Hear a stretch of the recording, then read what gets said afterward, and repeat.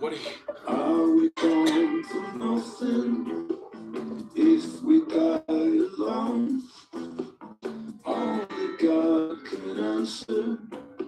So where's my telephone? If someone clipped the wires, you didn't pay that bill. You know God loves to try it, and I've got time to kill. Who made that decision for you? Baruch Hashem. Who made that decision for you?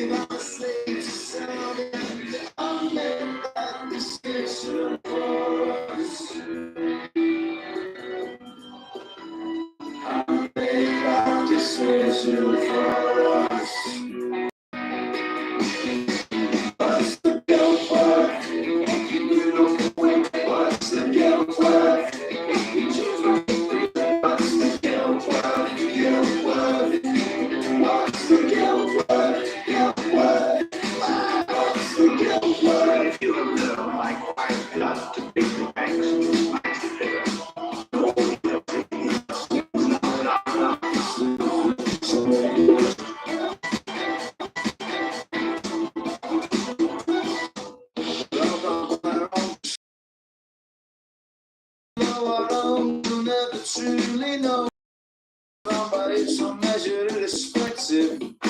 When woman's treasures and others' final blow. Yeah, they still come to those to make life deep within themselves. Their souls on wax, tender prose. I need to stop and let that nervous when I find is in the shows. I made that decision for us. I made that decision for us. What's the guilt worth? What's the guilt worth? What's the guilt worth? Guilt worth. What's the guilt worth? Guilt worth. What's the guilt worth?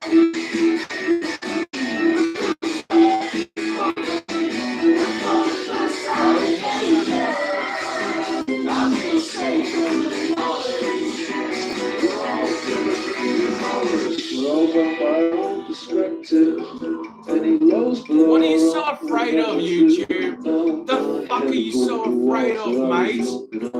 What? The fact I've been around fucking longer than you, Google, you fucking googly-eyed motherfuckers. And I made that decision for us. You can't stop a motherfucking God. You fucking can't.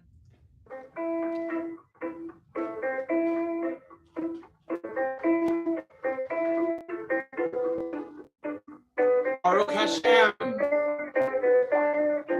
Alhamdulillah. What a life, what a night, what a beautiful, beautiful ride. Don't know where I'm in five, but I'm young and alive. Finally, taking what I like. I am cool right now, 'cause I'm popping pills right now. Don't wanna worry about a thing, but it makes me terrified to be on the other side. How long before I go insane?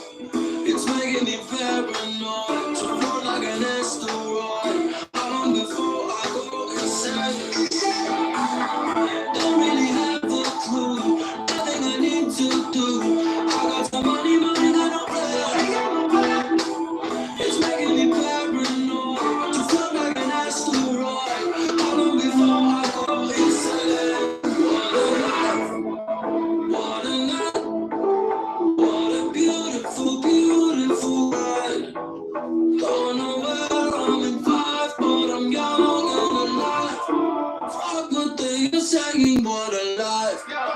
It's okay, it's okay. We'll be living this way. Don't know where I'm five, but I'm young and alive. What day you're singing what a life.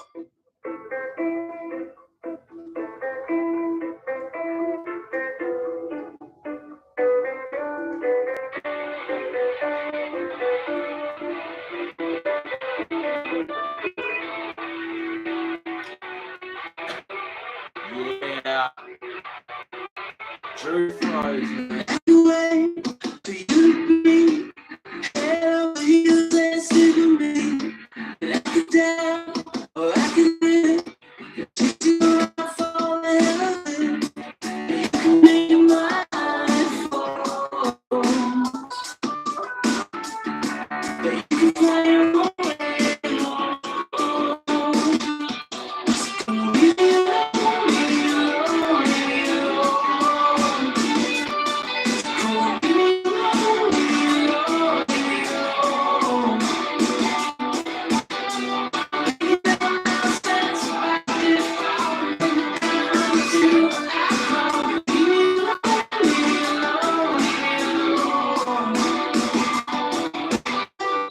And I can wait for this to end, or we can make all those mistakes again.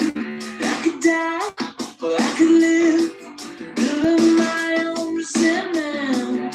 You can make it mine fall. Snake eyes. Snake eyes.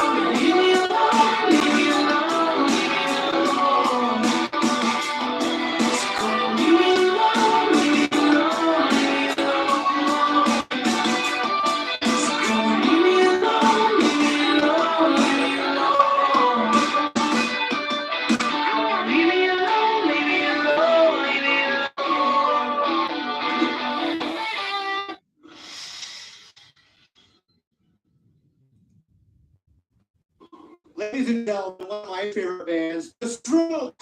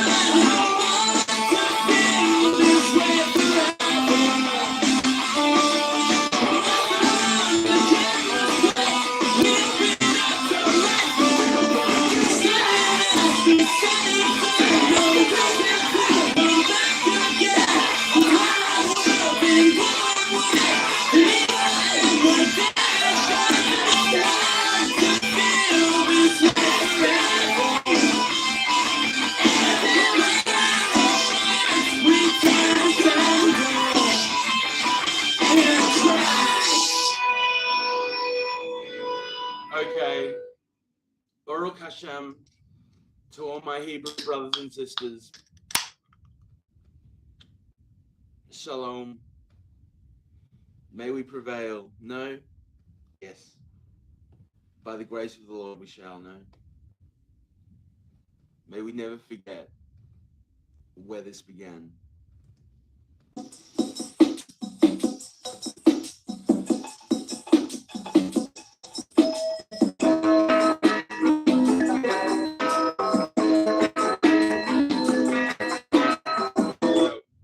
Maybe this is a better one.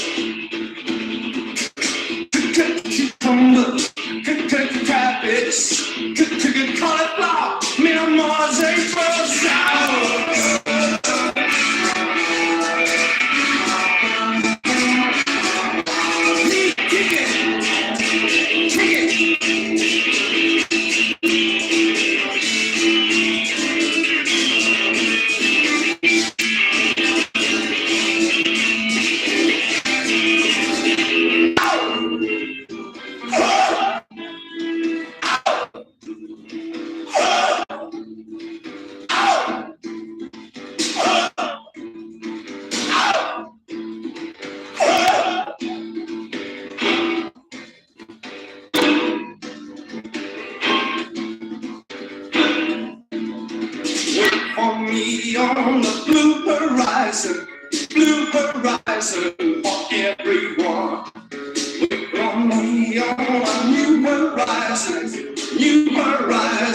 for everyone. I want to be one, two, four.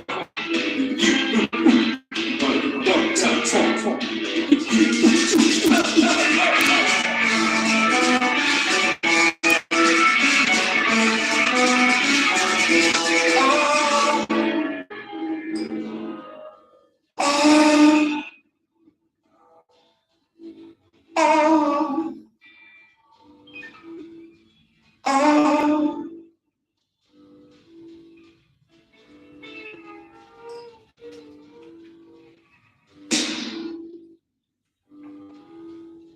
I decided to wear my thorn crown. I decided to wear my thorn crown. Inside out, back to front, upside down, all the way around.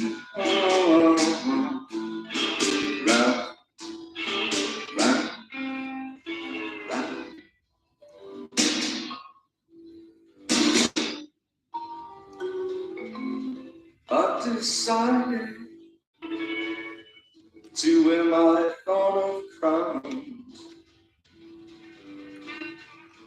I've decided to wear my thorn of crowns.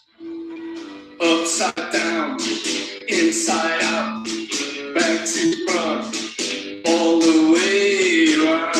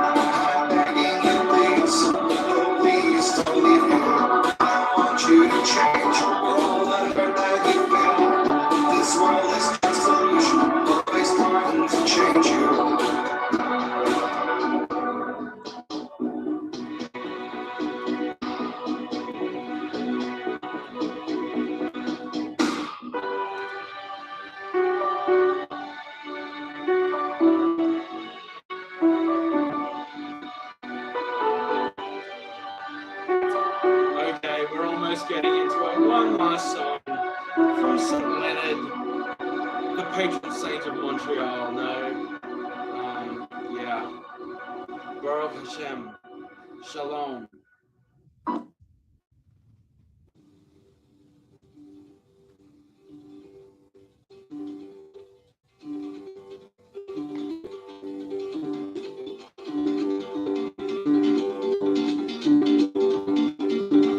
When they poured across the border, I was cautioned to surrender. This I could not do. I took my gun and vanished.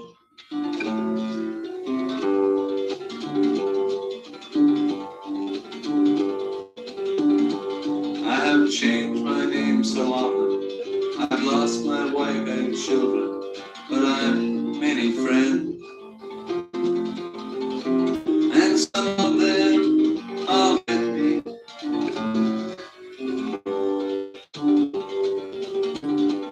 An old woman gave us shelter, kept us hidden in the garret. Then the soldiers came. She died without a whisper.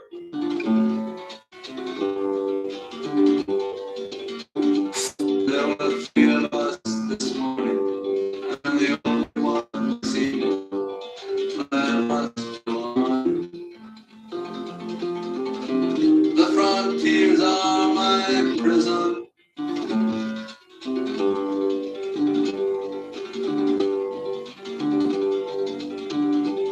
On the wind is blowing. Through the graves, the wind is blowing. Freedom soon will come. They will come from the shadows.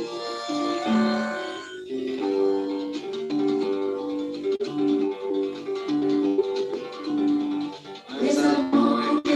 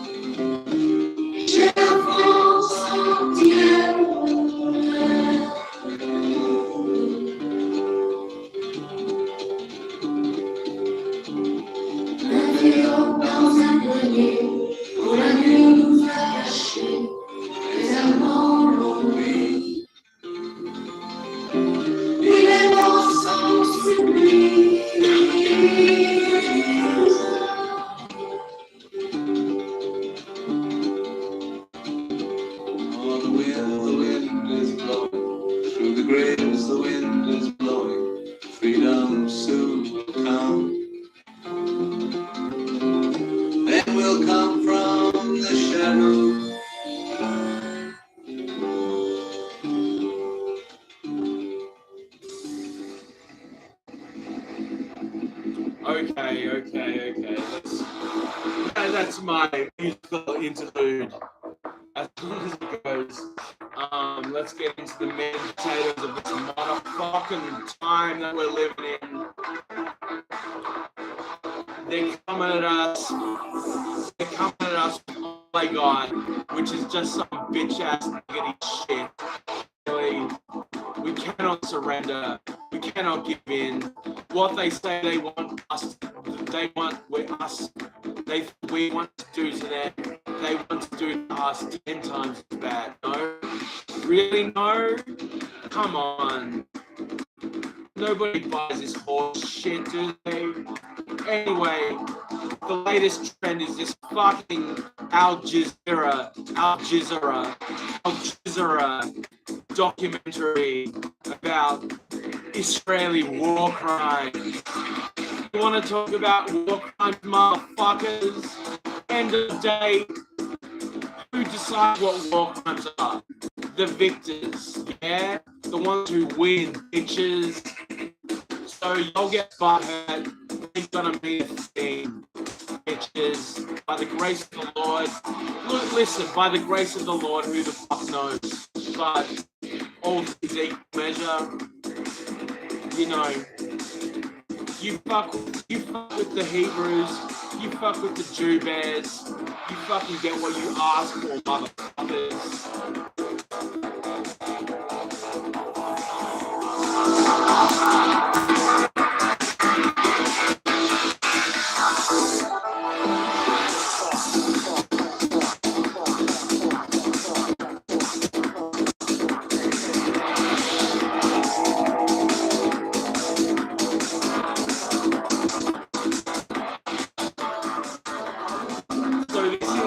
Investigating war crimes in Gaza.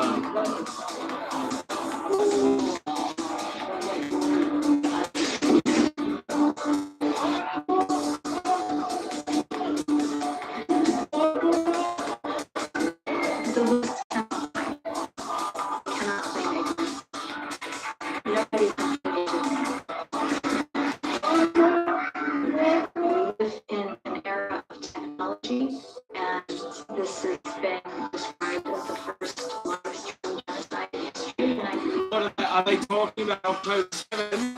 Are they talking about October 7? That's true.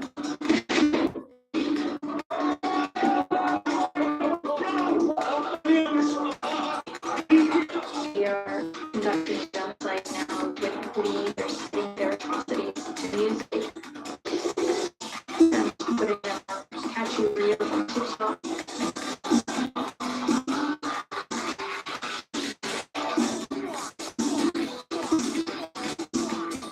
Ordinary Israelis see what their military is doing. Celebrate it. May your village burn. May your village burn. May your village burn. It's not just French elements who see this and think it's a good thing. A nation protects its own space. Women's rights and children's rights are backbone. Not true. This rhetoric about civilians not aware to go. It's absolutely not true. The entire nation out there is responsible. You destroyed 1,200 lives. You fucking raped women. You ate babies or whatever the fuck. So eat a motherfucker, yeah? Eat a motherfucker, you dirty Mohammedists. Praying to some fucking dude who fucking slept with a 6-year-old or 7-year-old or 8-year-old or 9-year-old or whatever.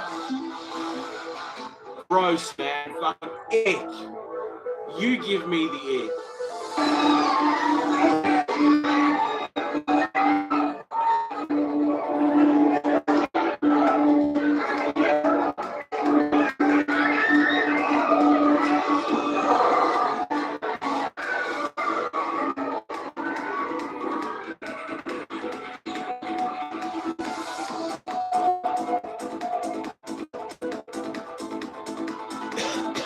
Gaza becomes a strip in 1948, the creation of the State of Israel. 750,000 people are driven from their homes in what Palestinians call the Nakba, or catastrophe. Close to a third of refugees end up in Gaza. In 1967, Gaza and the West Bank are occupied by the Israelis.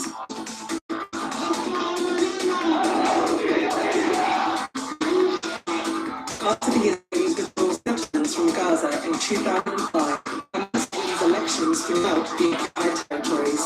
It advocates resistance to Israeli occupation and is prescribed as a terrorist organization in the West. When it takes control of Gaza in 2007, Israel imposes a blockade. And they start building terrorist networks underground. Yeah. In the years that follow, it carries out a number of attacks on Gaza, citing security requirements.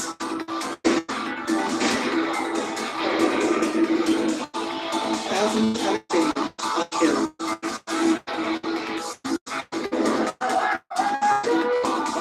1,200 Hamas fighters fought through the fence separating the Gaza Strip from Israel.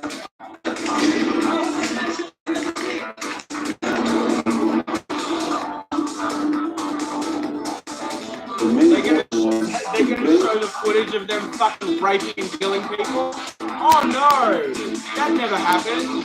Down the fucking memory hole, no. The Palestinians was on the table and the blood, all the politicians in the region, outside the region, that no one can purpose the Palestinian, no one can overcome the Palestinian cause, and without solving this, no one can enjoy security or stability. Of course they block out the faces of the dirty fucking Mohammedists.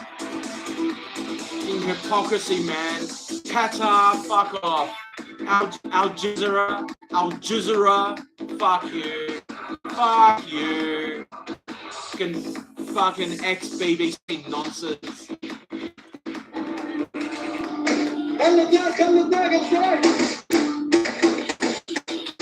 More than 1,000 Israelis are killed. More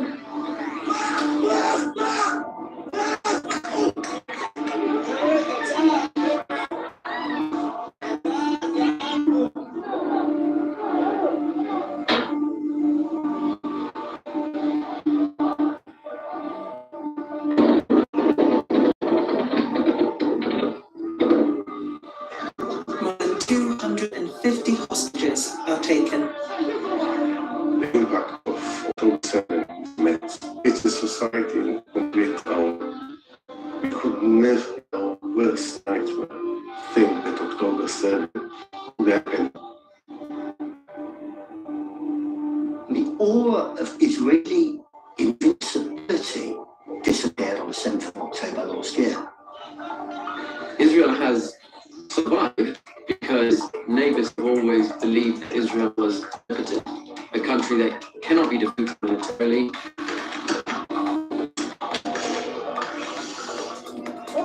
And then over a couple of hours, all of this immediately became clear to most Israelis they're not secure and the enemies around it are not determined. This is what Israel is desperately trying to restore, a strategic posture of defense to make itself feel safe. I think from the beginning it was obviously that in order to restore defense, it will restore disproportionately. But we can't escape the worst element of avenging and revenging.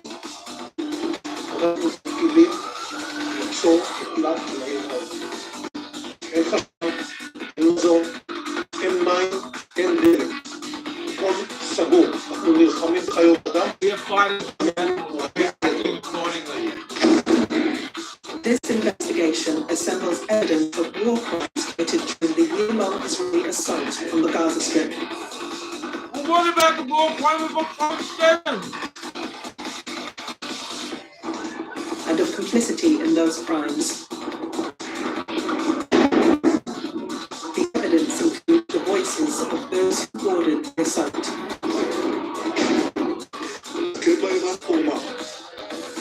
We will destroy them and we will destroy all Those who supported it.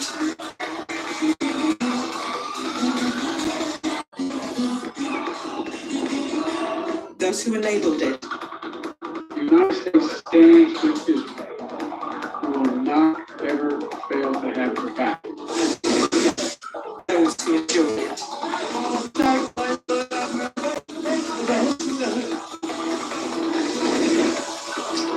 And above all, those who inflicted it.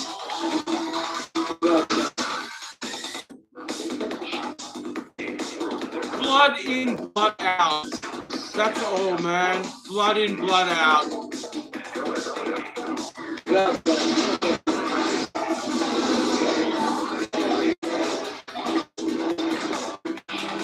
Al Jazeera's investigative unit has compiled a database of over 3,500 social media accounts containing photos and videos placed online by Israeli soldiers.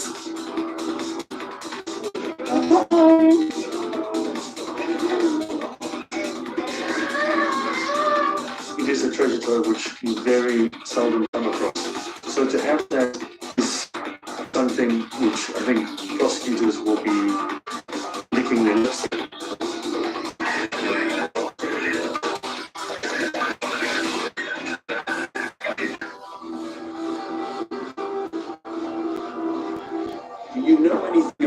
What can you report at this stage?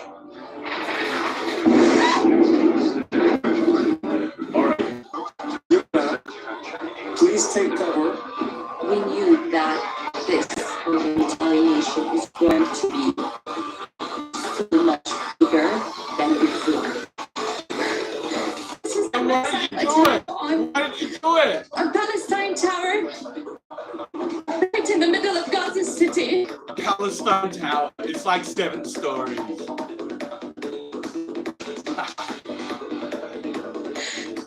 Yuna, take a moment to breathe. But we didn't expect it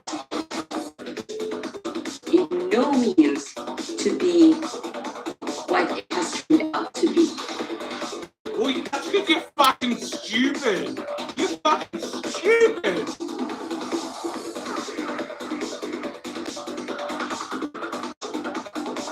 You're naive, you're stupid, you're fucking backwards. I lived with an Israeli for like a month.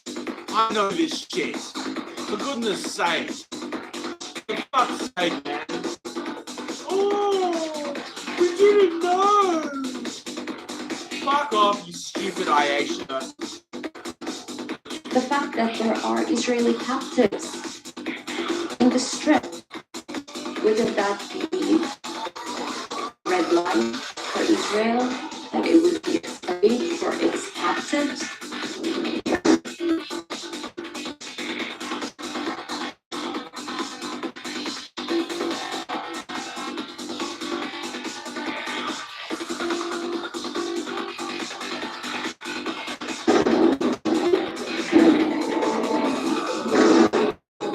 Even if Israel wanted to cross these red lines, we thought for sure that the world would stand and say no.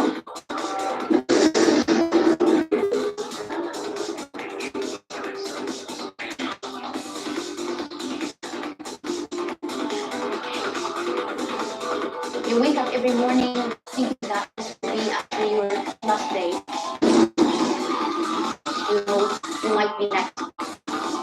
There have been journalists, human rights workers who have been directly told during the previous attacks.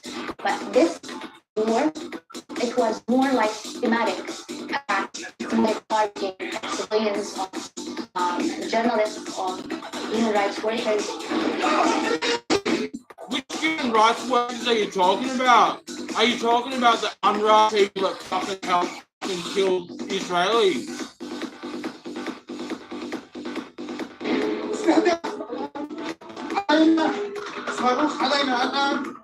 So it's been a struggle since the beginning of this war, realizing that what you're doing is actually not only risking your own life, but the life of your family, the lives of those taking shelter with you, everyone who you could be around. Yeah. كان تم استهداف بيوت حوالين Houses around us were bombed out. بدون سابق انذار كانت سقاء اخرى رؤوس ساكنيها انا اللي قدر الامكان كنت احاول بالشجاعه والخوف من تشعر بهذه الاشياء عاديه وبعيده عنك، لكن المشكله انه كانت تنهال على البيت وعلى الشبابيك وكانت الزوجات القذائف تدخل البيت والشظايا.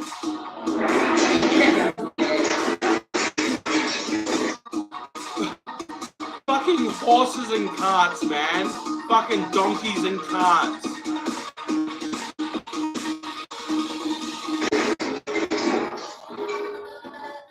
So many times when I went after a bombing like this happened, I literally felt like I was standing over a mass grave.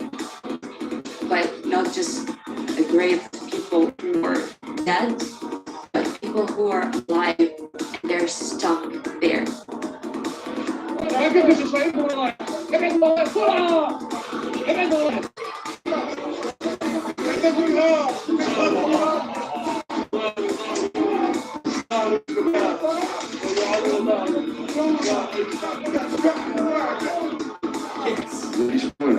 On your own to defend yourself.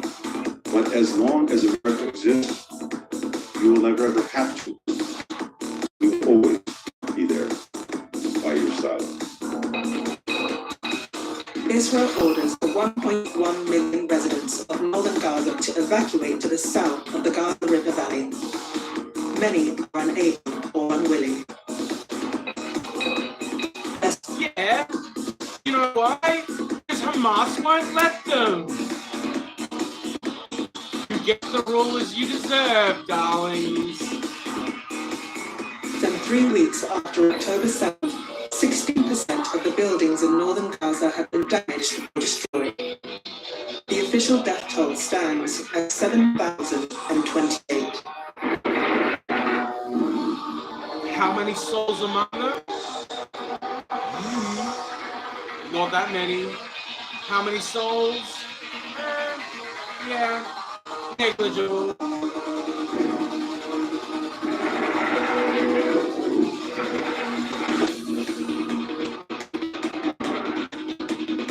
An Israeli magazine later reveals artificial intelligence is being used to identify targets. The Israeli army has marked tens of thousands of Gazans as suspect for assassination. To interview acting members of the military. The reason that AI was being used, basically, according to those Israeli sources, is they wanted a tempo of attacks that was faster than could be humanly sustained. How does the AI decide who is killable? It will look at everything that can be scraped about you, from surveillance, from spying, from your social media profile, from who your phone is near when you're walking around your meeting, and they'll give you a number. And if your number of 100 is above a certain threshold, then you can be killed.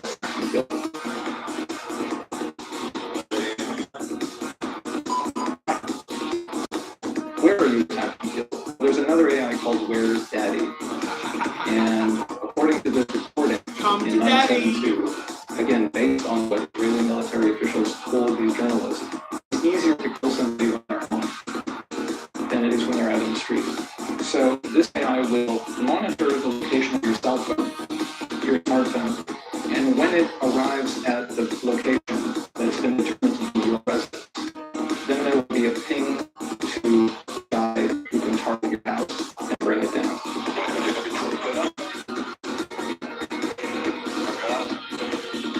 I guess whoever came up with this name, Where's Daddy, thought that anything would be bought.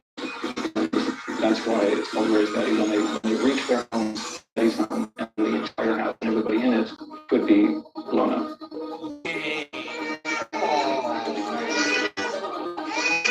All praises to Allah, Lord of all worlds. Jesus Christ. The most compassionate, most merciful. Master of the day of judgment. You alone we worship and you alone we ask for help. Guide us on the straight path. Where the house is from near a thing you don't ولا do. We were alone, I was climbing the stairs with my wife and nephew. What, your wife and nephew? Like your wife is your nephew? What? When 3 rockets hit the house. تم قصف البيت علينا ب3 صواريخ He collapsed on top of us. أنا لما When I recovered, I started calling my children. They were calling me. It was okay to talk to my wife. She was on my hand. Like this fella who went through layers and stairs. And they pulled us out. By Allah. Don't desire anything. I just want to leave. But Hamas won't let you leave, darling. Hamas won't let you leave.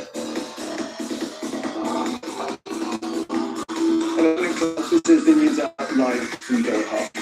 Our colleague from Al Jazeera Arabic has just learned that his wife and other members of his family have been killed in an airstrike. Our team here at Doha is offering our sincere. The family of Wa'el Al Jazeera Gaza Bureau chief is killed in a strike on the Nusrat refugee camp in central Gaza, supposedly part part of the safe zone south of the Gaza River Valley. The family evacuated from the north of the Strip.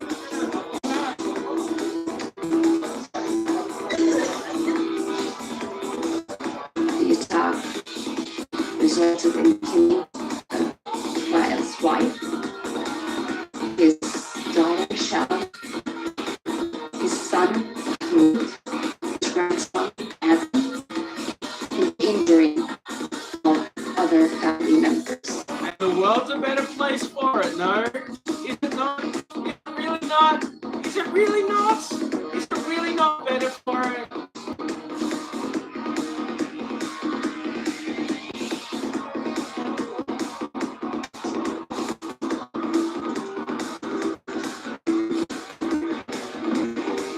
For him to be targeted, for his family to be targeted, it's very devastating for us as journalists.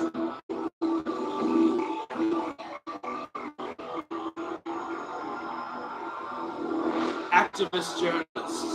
They're all activist journalists today, aren't they? Until it comes to this and they're serious journalists. Permission to land for emergency repairs. Confirmed our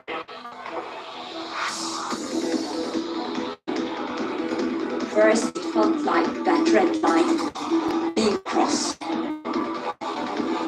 the end of October, United States got to eastern in Gaza City in the north of the Strip. It was less than a week after the killing of Wael's family. A call comes from a phone number on my husband's mobile phone. The officer identifies himself as the IDF officer, and he was like, "We know who you are. Take your family and leave your home, otherwise your lives are in danger." So my husband was like, "So if you know who I am, then you know that the bombardments around my home are non-stop. How do you expect me to take my kids and leave my home in such a time and risk their lives?" And he was like, "This is your problem. You need to figure it out." Yeah, bitch.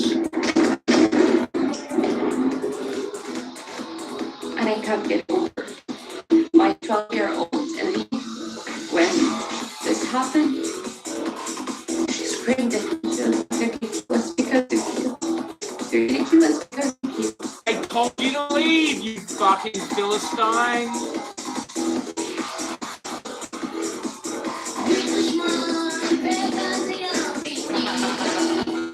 The destruction in Gaza sparks a TikTok craze in Israel. Civilians dress up as caricatures of Palestinians and mime to an Israeli song called "This Was My Home."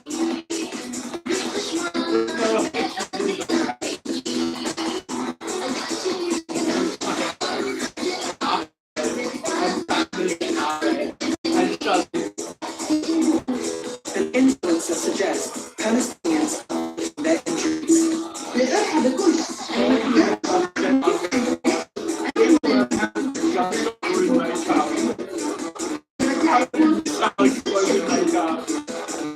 Another influencer taunts Palestinians for the loss of water and electricity.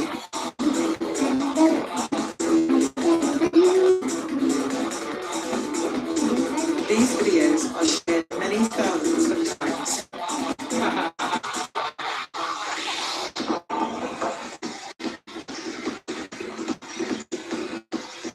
After 3 weeks of bombardment, Israeli ground troops entered northern Gaza.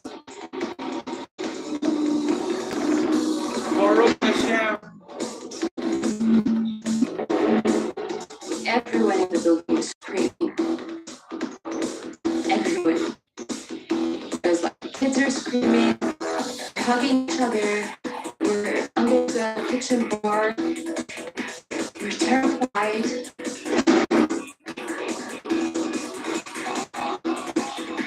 You didn't leave. You didn't leave. They told you. They told you what they were gonna do. They didn't just fucking lob missiles at you like you fucking Philistine fool.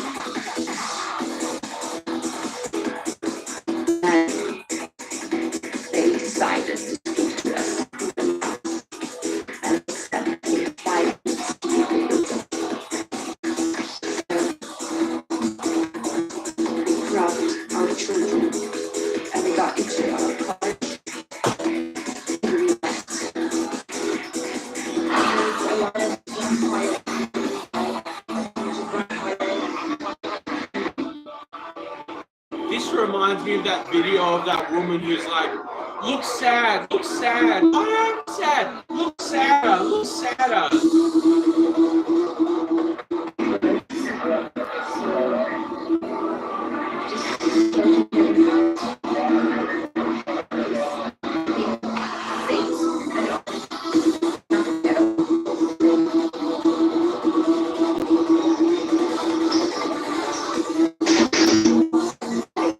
Thousands of other families trying to flee Gaza City at the same time.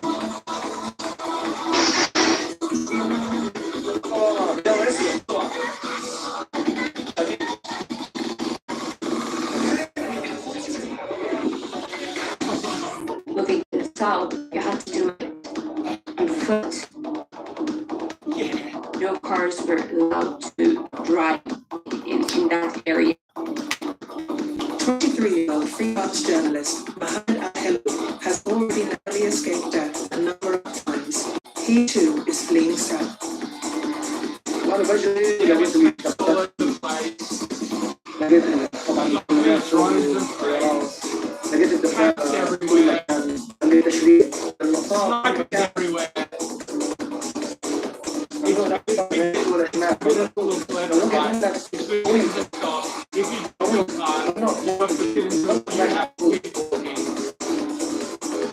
were asked to walk holding one hand, holding the island on the other hand. Everyone, including the children.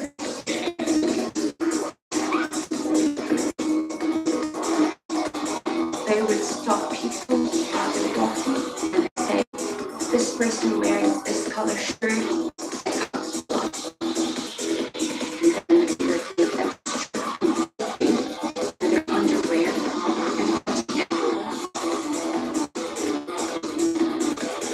On the final stretch out of Gaza City, thousands wait to enter what the Israelis call a humanitarian corridor. Supposedly a safe route to the south. This is a safe route. That was a lie. I saw corpses on the ground. They were shot dead in the street.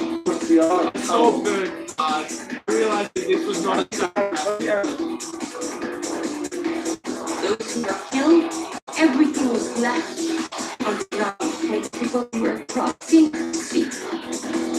I heard my children come. They would not look at the ground.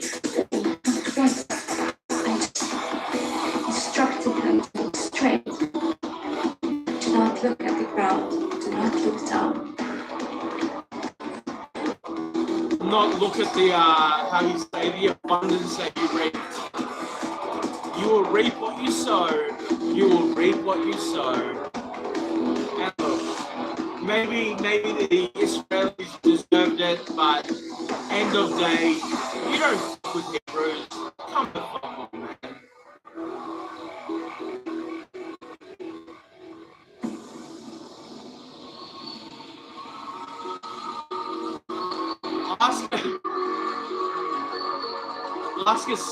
Ask a stick-up artist if they're gonna walk into an old Hebrews liquor store or whatever, man. You know, come on. As Palestinians flee, Israeli soldiers enter the homes they had left behind. Burn their feet to the ground. Hole that they hide in. Drop down. Another explosion. Take down that.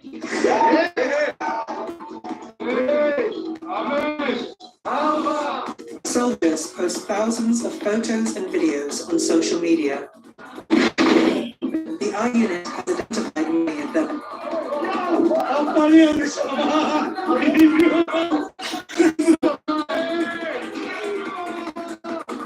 So they're doxing people. Fucking good on you, mate. Fucking good on you. Good on you. Good on you. So they will have nowhere to come back to.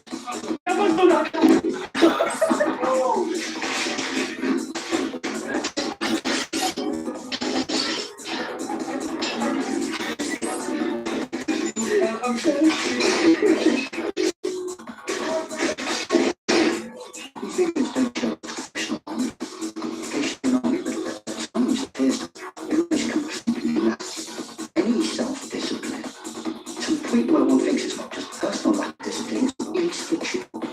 Wait, they're breaking fucking Muhammad's stuff. That's war, baby. That's war.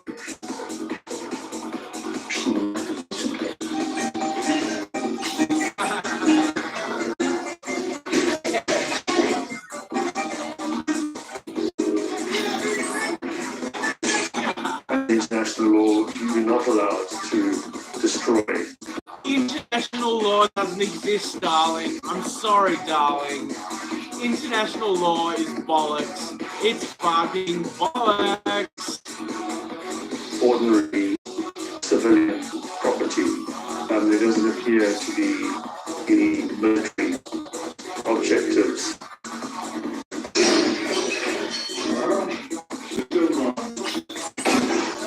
They're doxing people for breaking plates.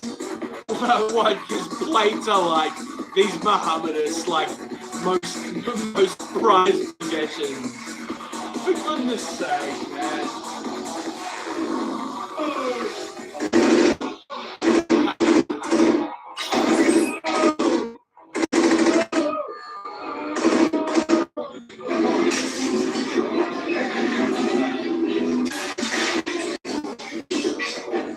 Something of a sports policy where everything is destroyed, and it makes it very difficult to reconstruct civilian life thereafter. Yeah, darling, at the end of war, you have to start again. That's the point of war. Yeah? Don't you get it? Don't you fucking get it? Had no problem doing that to Dresden, did ya?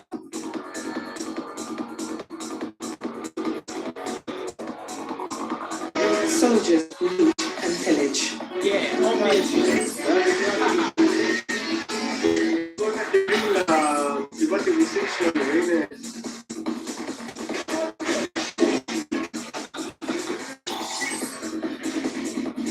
The International Criminal Court has jurisdiction to look at precisely these allegations where civilian property has been targeted and where civilian property is being looted. There simply are some identities given here. So depending on that evidence, charges could be brought. Many red soldiers are dual nationals.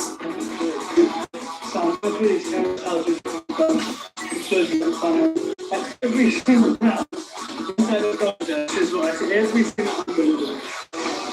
Two or three people stuck with the most exotic laundry that you can imagine. Every single They go through all their lingerie. These dirty IHs. stuff to bring. Look at that. Unbelievable. Naughty, naughty God.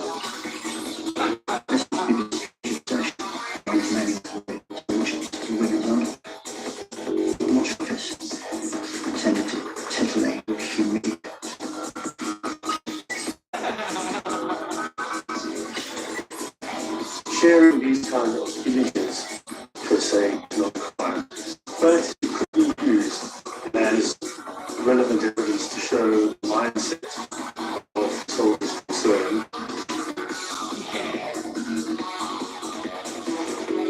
This is just a big fucking dox. These people are so butthurt. So butthurt. You get what you deserve. Blood in, blood out. Yeah? And the discipline, or lack thereof, of those soldiers. How are you meant to be disciplined when 1,200 of your kin were raped and murdered? How? You tell me. You fucking tell me. I always said that Arab girls are the sluttiest. And it's strange because apparently to be quite popular in Israel. They're being used dating sites. That's awesome. That's so cool. Lots of people saying 24 shouldn't be allowed to take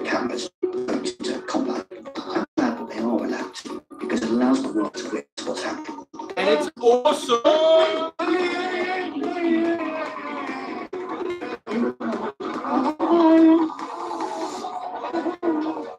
The things that are really shocking to me, just the repeated posting of videos of detained. And see, they're brutalizing the men, not like these fucking Arab cunts fucking murder and rape women, old women, babies. You don't see the hypocrisy there of whining about these fucking dirty Mohammeds who are fucking crying like bitches. Fuck off. Humiliation. Naked Palestinian detainees with headbands and zip ties on their arms being paraded around, insulted, mistreated in many cases. These are really blatant violations of international law, and yet they keep. I can't even, man. I fucking can't even. Being posted by the perpetrators. It's really astonishing. Some of these videos are horrifying. This footage breaks every law of treatment detainees, treatment prisoners, or it breaks every accepted standard practice and law. Here are all the glorious warriors of Hamas. Who surrendered? Who is there? It's Jihad, no, Islamic Jihad. That's, here's Mukba. Oh no, what happened? He killed himself. With defenders of Al-Aqsa, we've only started. Many Palestinian detainees say they are abused. Oh, they took my son, the eldest, who was just married. He didn't get tortured. I could hear his screams in the next room.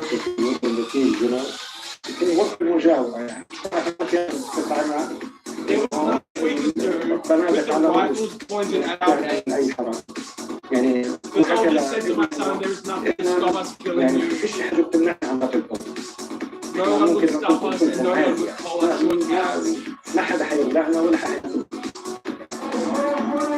But did they kill him? Did they? That's the point. They fucking didn't. Come the fuck on. Yeah. They removed my blindfold and forced me to lie on my belly. There was a repugnant smell.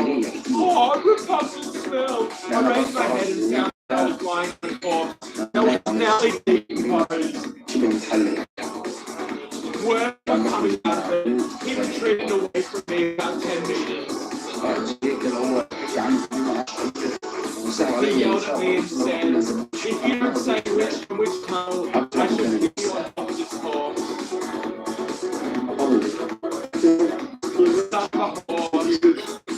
A French-Israeli soldier says a detainee has been tortured.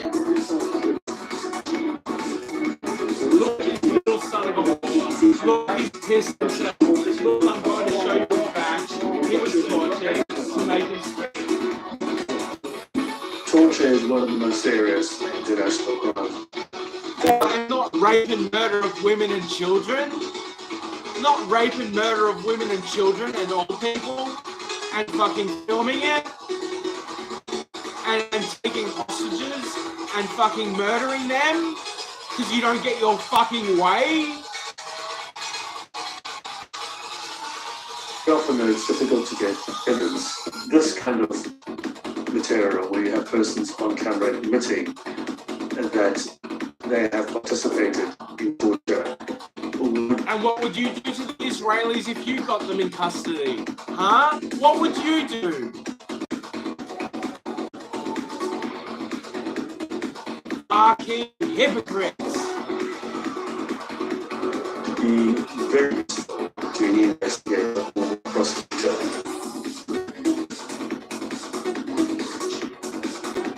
Female detainees are also abused. At the time I was being lethal, he was taking me in the alleyway. I C-section operation. He beat me on the back with a gun. I don't have a good piece of metal. Look, maybe that happened. Maybe any of this happened to these fucking Mohammedists. But at the end of the day, can't fucking trust a word these fucking dirty fucking moon donkeys say. Come on. Come on. Their fucking prophet made profit out of his prophethood. His prophethood. You know, he wanted anything he wanted. Oh, God, let me. God said I can. Fuck off.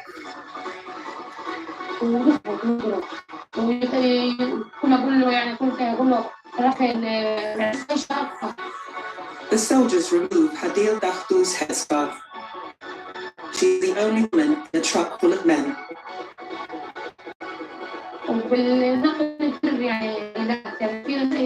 بس كانوا يعني زي اخوتي برضه يعني كانوا واقفين معايا كانوا يقولوا لها ان شاء الله يكون بخير. A Star of David is carved into a detainee's back. Persons are being blindfolded, hooded, beaten, humiliated. What, murdered and raped? Murdered and raped on camera? And celebrating their death? Did that happen? Oh no! That was October the 7th! The shit that fucking started this! Or prohibits a person from being treated in a manner that doesn't comply. What, even terrorists? Even people who fucking murdered your friends and family?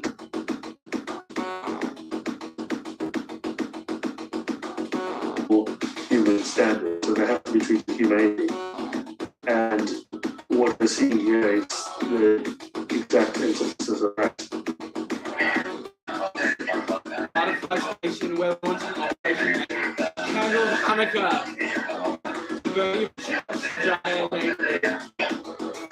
let our enemies learn and be deterred.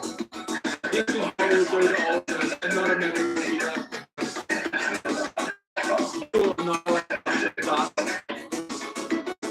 The destruction of buildings is regularly featured, often set to music.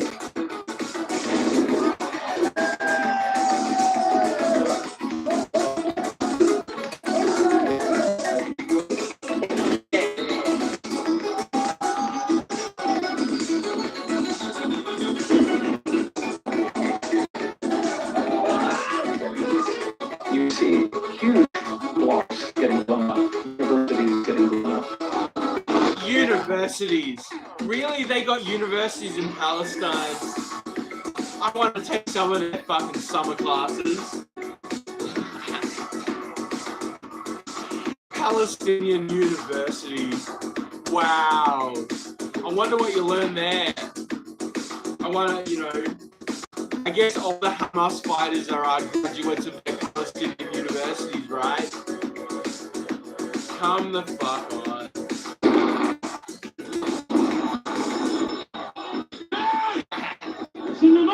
Heads down. It's just extraordinary. This is willful destruction. Yes. Fuck yeah. The fact that they've been able to rip these buildings up with explosives shows very clearly that there's no current threat from those buildings. There's no justification for destroying a structure if the enemy isn't in it.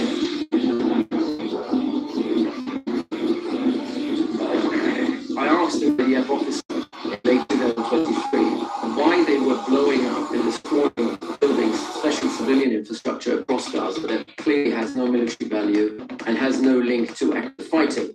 And he said basically that it's an act of punishment by destroying every sort of infrastructure, any link, any reference to Hamas. Anything that Hamas has touched will be destroyed. That makes sense.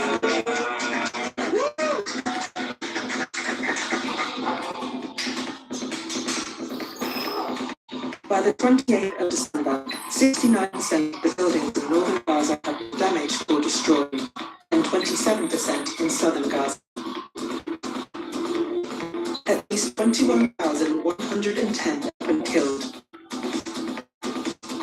On that day, Israeli troops occupied Kiribati Kazan, a town of 13,000 people, which lies just across the fence from the Israeli kibbutz near Brews, which was attacked on October 7th. Didn't mention how many people they killed there, did ya?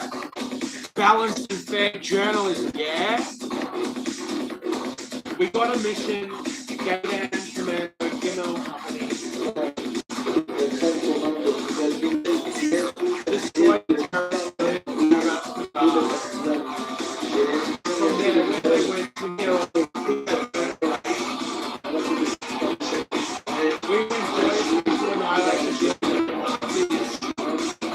we worked hard for 2 weeks. The entire village. At the end of the operation in Kiribati Kazan, soldiers posed before and after shots. What we see here is the complete desolation of the village. See, what's decimation?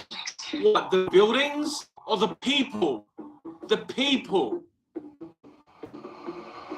They're so butthurt about their fucking buildings getting fucking destroyed. How about the lives? How about the fucking Israeli lives that they took to fucking instigate this? Is that not anything to you? What, because they're Hebrews? Because they're Jews, it means nothing. Blood in, blood out, motherfuckers. The soldiers give very detailed reasons why they got funds. None of them are for military purposes.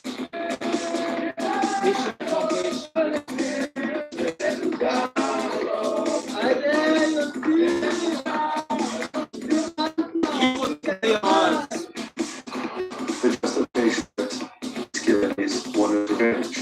And under international military law, it is strictly prohibited to use reprisals against the civilian population of your enemy.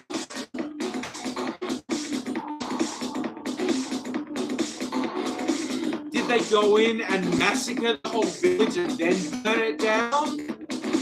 Did they?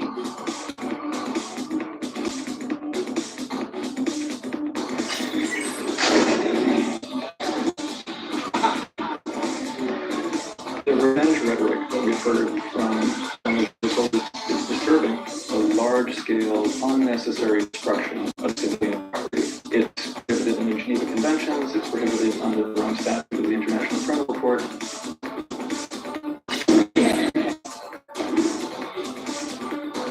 You can't go around wantonly, unnecessarily destroying civilian property. It's and if you do enough of it, it's a war crime.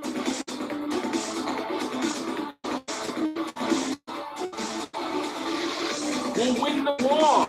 Win the war, motherfuckers. Win it. Win it, and then you can win. Then you can cry about war crimes. Win the war, and then we'll talk about war crimes. Yeah? Win it. Win it, darling. Win the war. Are you gonna win? Are you going to win the war? The unit that destroys Kiribati Kazan is Israel 8219 Combat Engineering Battalion, which has already destroyed hundreds of buildings in Gaza City. Its commander is Lieutenant Colonel Meir Devani. The International Criminal Court will look for those who are high up the chain of command, and evidence coming directly from commanders past the orders that they gave, and the way in which they command and control their troops. I mean, I don't know, man. These fucking faggots, these fucking British fucking moon donkey faggot cucks. What? Why am I supposed to fucking listen to you? Because you're a lawyer? Because you wear glasses and talk with a British accent? And like confess some fucking moral outrage? Come the fuck on. Come the fuck on. You fucking stupid ginger ninjas. Fuck off. would be vital evidence. Devani addresses the unit at the end of the operation. His comments are recorded in a war diary posted on Facebook by one of his troops. He said, "We have stopped counting the number of buildings the battalion blew up. There is no precedent for this in the whole history of the Israeli army. We've become addicted to explosions." Which is a bit problematic, but, you know, good clean fun. Good clean fun. By the end of January, close to 90% of the population of the continent has been displaced at least once from their homes. There's this kind of dark matter pain. People live in a kind of heightened fight or flight mode that never subsides. They are always on alert. There's always this sort of baseline terror.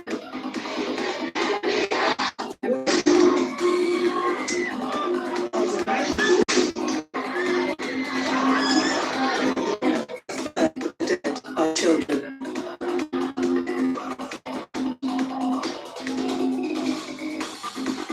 Because I run a children's organization, I was very interested in speaking with them and understanding their needs and understanding what they're going through. So I interviewed a lot of kids. Some of them told me they just want to die, that they don't want to, they want to die in one piece. They're scared of being shredded.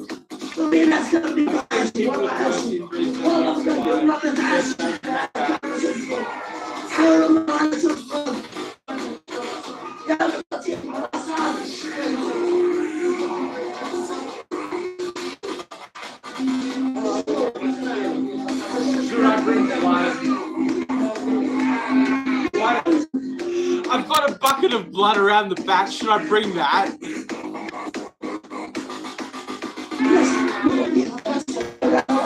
I'm lost without it.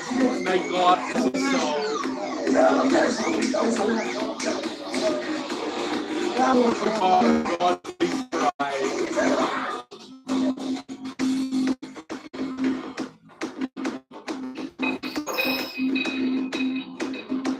Israeli ground forces close in on the Nasser hospital in the city of Khan Yunis.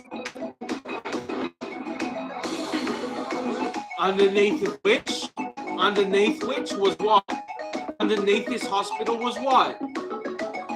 Underneath the hospital was what? Huh? What was underneath the hospital? What was underneath it?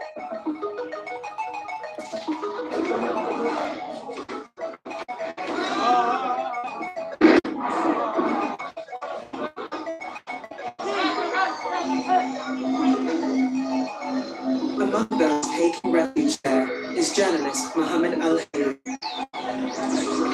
His footage will provide a unique record of the siege and assault of Gaza's second largest hospital.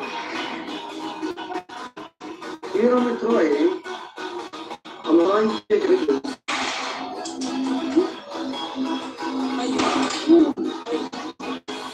here is shocking in my book. And because my place, I'm still on. And here you can see the sniper.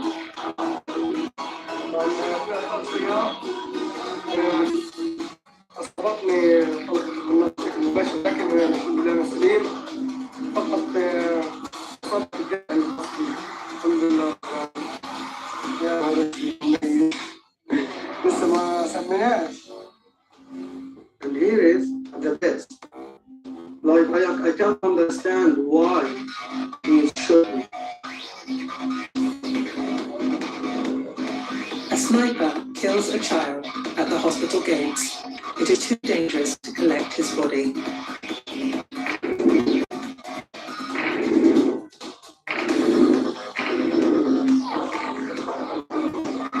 Mohammed films the forced evacuation of displaced people from the UN school opposite the hospital.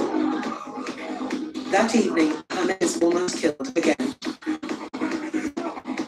When I walk here with my friend Ibrahim, his assistant camera, Finally, sure, maybe not one cup thought, and my friend Ibrahim is shot in his leg. Torture. And I am running away to emergency, like I am drop myself so fast, but he can't, and he's shot. Here is Ibrahim stuck in this step. He's so dangerous. Here is the doctor, we kill him. What he can do to stay alive, because we can't get him, we can't take him.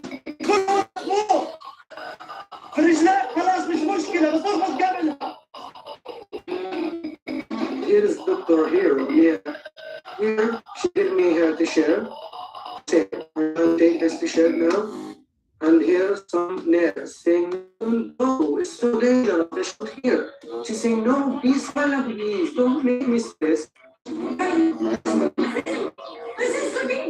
And here she's saying, silent, and she's really hungry, she needs help, she's a hero.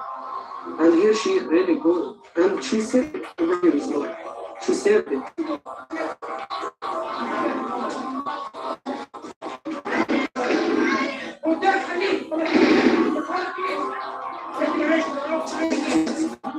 Saying here, he's alive, he's alive. Help me. And the doctor really going and helping. And I'm taking this video and I can't believe this. It's not good. He's dying. He's shot.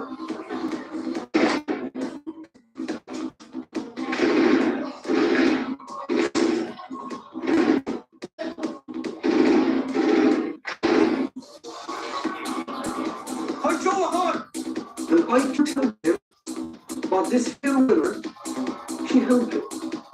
Then the woman is like really healed. But the single woman was the first woman in all of them.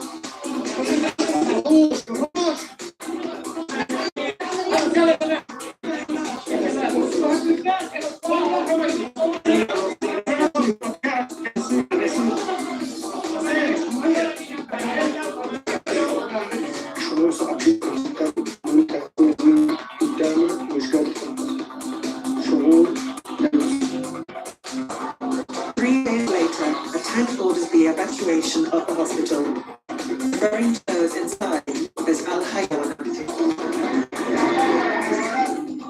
animals. And he's saying, go out, animal. He's like, these people like animal, go out. What? Like you treated fucking Hebrews?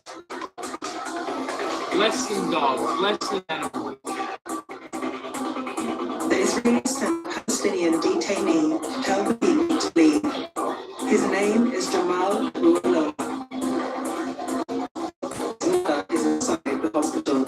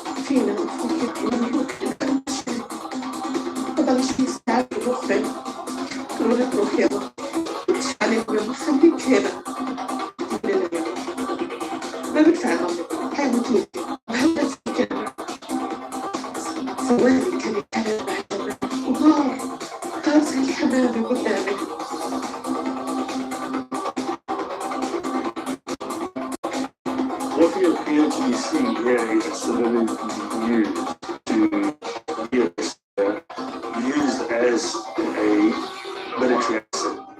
That's in many ways the definition of using persons as a human shield. To shield what you're trying to do. Come on, darling. By putting arms away. That's prohibited under international law. الاحتلال الآن بشكل رسمي بيعلن إنه يجب دخل المستشفى كامل وفور الوزير. حقيقة يعني أعلن الوجهة التي سنتوجه إليها وأن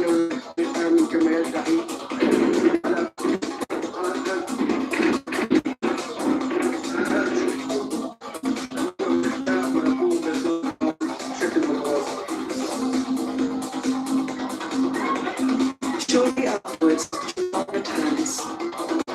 Here we can see this video. Here, the mind saying, oh, how people is right. Because it's nothing. There's a letter. It's a big alert. Massive light. Jamal's mother is among a small group of people follow Jamal. أنا مرتاح. إذا فكرت في لحظة هيك لحظة اثنين هلا معقل لإلي. بدي آخذ أوراق اللبس لإلهم. لحظة. إذا بس كنت شوفي أنا إن طلعت كمان أنا أطلع معي وأنا يسلم. ما قلتش. فحين بقول لك أنا عند حديت بعد على جمال الشناتي جبت أنا قاصي. التم فيها على ظهره. الصوت ساعتها يلا أنا كأنه حاسس إن أنا وراه صرخت كمان عليه وأنا بكرة كيف وراه أنا حشوف على جوا المستشفى اللي يسعفوه بعد بس إنهم كمان لقيتني أخوها بالطلقة قبل الطلقتين أخوتين جسمي شوي بس ما راح بس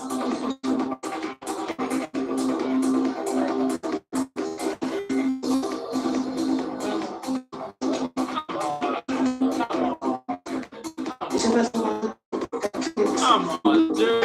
Really? Really? احنا شفنا بس اللي على وجهه You fucking, you blur out the faces of fucking Hamas terrorists as they're gleefully fucking destroying Hebrew lives. Then you show some dirty fucking Muhammad's dead face. Come the fuck on.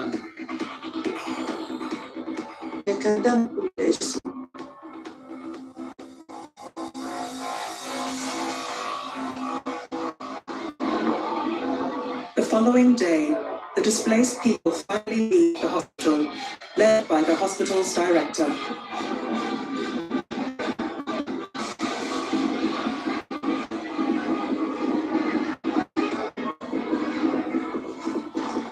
The long journey south lasts into the night.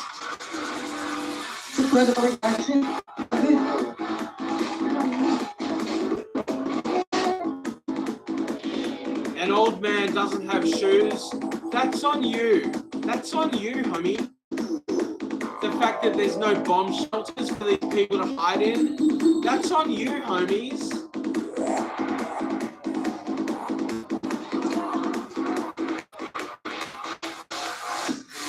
Among them is Mohammed's injured friend, Ibrahim.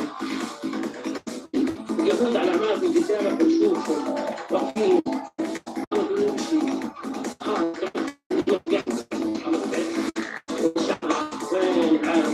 Where are the Arabs? Where is the whole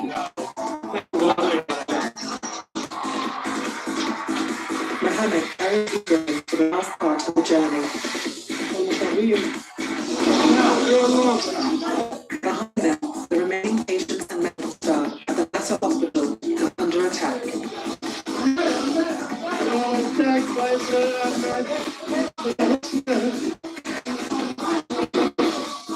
And what's under the hospital? What's under the hospital? What was under the hospital? What was under the hospital? That's on you. That's on you.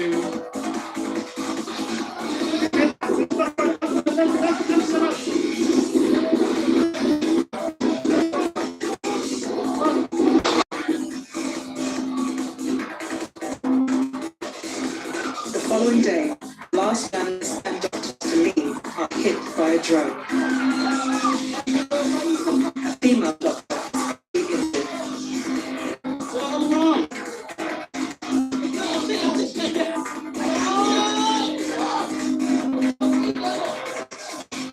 And of course they TikTok that, didn't they? TikTok that.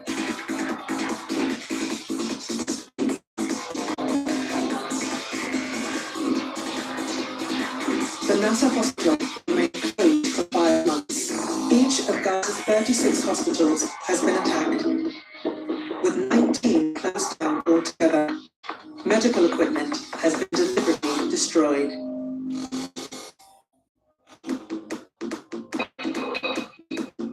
By February 15th, 72% of the buildings in Gaza have been damaged or destroyed, and 46% of those in southern Gaza. The official death toll stands at 28,663.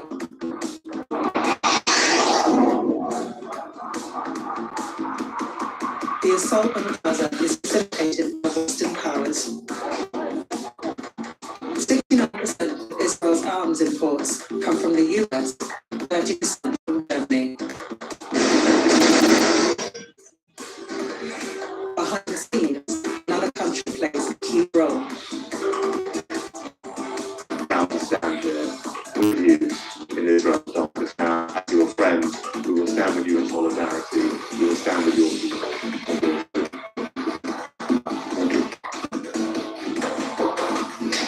At Akrotiri on Cyprus, the UK maintains a large airspace less than 400 kilometers from Gaza.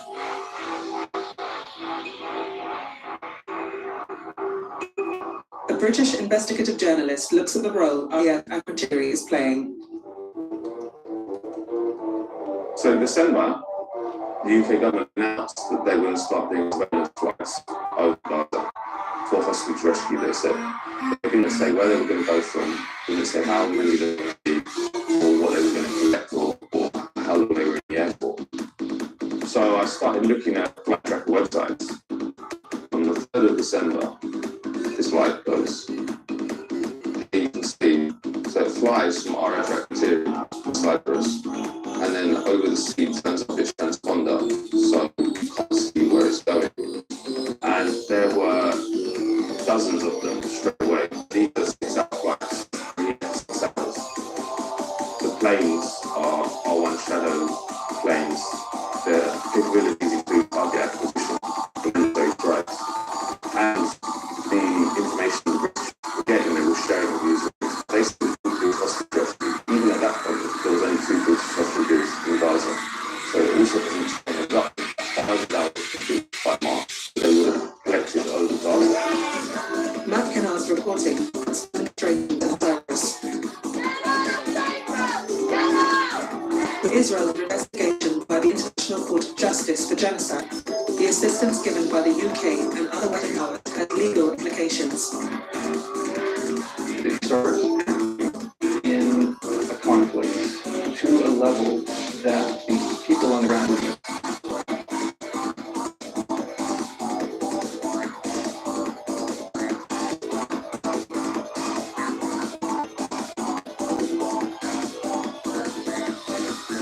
I'm sorry.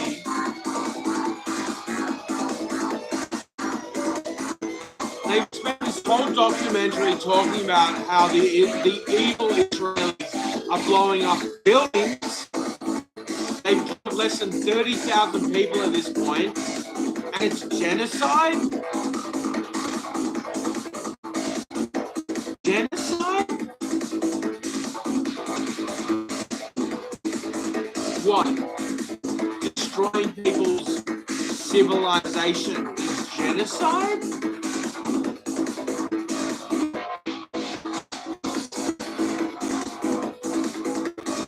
fighting are using your information actively as they fight. You can't just say the Israelis are doing things and we want them to behave differently if they're killing too many civilians, but we're not really involved. Actually, you may be a part of the conflict yourself. If you continue to know and continue to supply weapons and targeting information, if you're supplying targeting information despite knowing what the result is, and the result is a gross human rights violation, then you also get to complicity. So, the deniability that you're deeply involved in what's going on in Gaza begins to evaporate.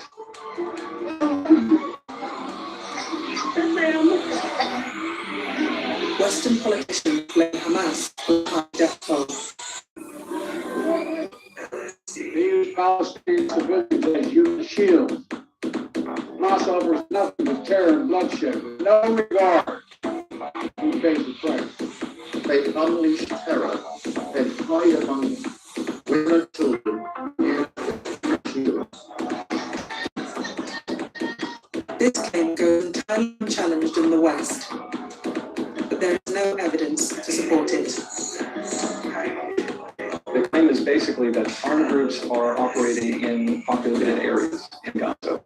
And that is basically what is meant in many cases when somebody says Hamas is using human shields.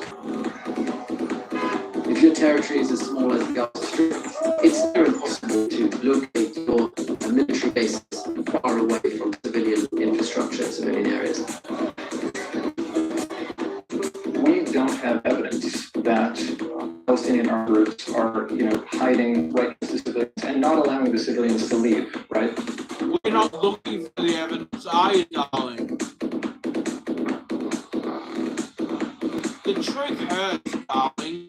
The truth really hurts. That an element of human shielding is that you either don't tell them that you're right there, or they know you're there, but you don't allow them to leave if you're not doing it. We conducted several interviews, dozens of interviews with civilians and with people, Palestinians, in areas that were designated as combat zones. But we have not documented at least one case of Palestinian armed members using civilians as human shields. I have never, not once, seen any Hamas operatives in any of the hostels that I have reported from. The Shifa Hospital, not the Beirut Hospital, not Nasser Hospital, not the Quds Hospital. There are dozens of journalists reporting from these hospitals, and not one journalist is ready to put their lives in danger being in a place where they can see Hamas members, operatives.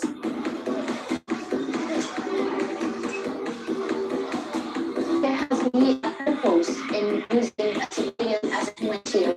The party that uses civilians as human shields need to understand that the other party would be concerned for the safety of this civilian. But in the case of Gaza, civilians here have been one of the main targets of the Israeli army since the beginning of the attack.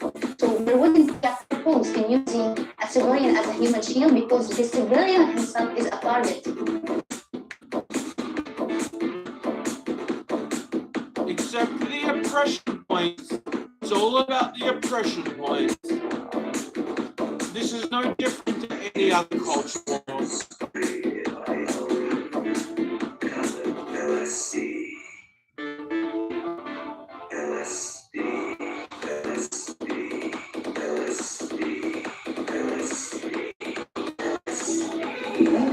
Israel has regularly been condemned for using human shields by the UN and numerous international and Israeli human rights organizations.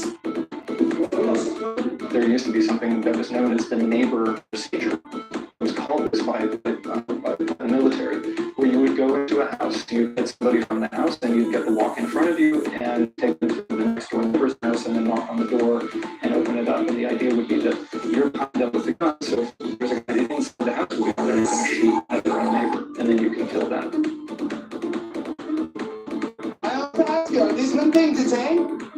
You can't use them as human shield. This is a war crime. You know that, right? They're standing in front of your Jeep. That's not a human shield. Masked Israeli soldiers use a 7-year-old child when confronted by stone throwers.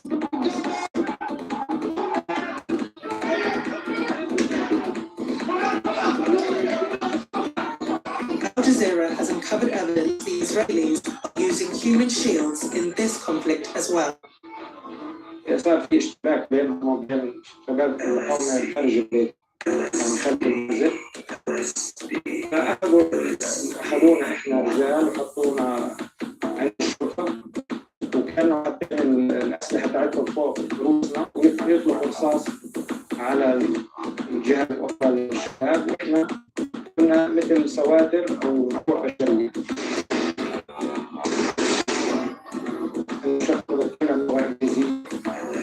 قال له بدك تطلع، هو كان طفشنا من الكون شايفنا، وقال لي أي حركة منك يعني تروح وتتحرك أنا هأخذ رصاص عليك. فاضطريت إنه أدخل في أماكن حفر وأماكن كذا وأقول له ما فيش أحد وأرجع تاني. فطلب مني إنه أدخل بيوت المنطقة كلها. This description fits with evidence obtained by Al Jazeera. A civilian is ordered to inspect empty buildings while monitored by 2 drones.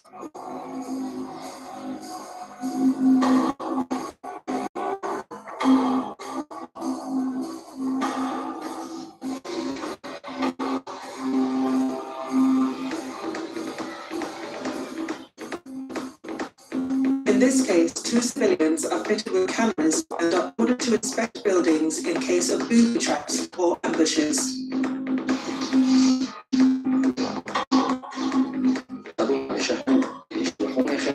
مش داخل بالشكل هذا، ايد واحده ايد واحده، ربطت المربط البلاستيك باليد اليمين وربطني خارج الشقه.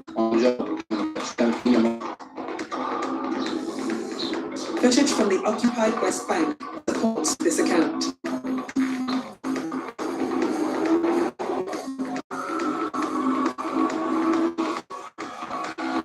This photograph is taken by an Israeli soldier in Gaza City.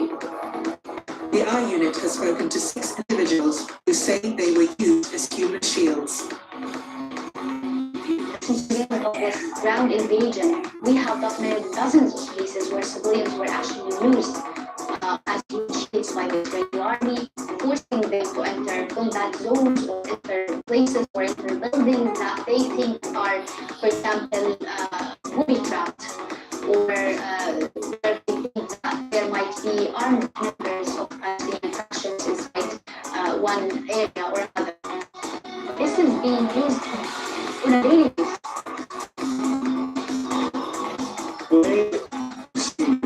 Popping up on a continuous, widespread basis. Then investigators and prosecutors will look there to see if that is being countenanced, if it's either coming down as a direct direction from those above, or they're turning a blind eye. And in both of those cases, it can incur more responsibility for those in the territory. After being held within Gaza for a few days, many detainees are transferred to Israel.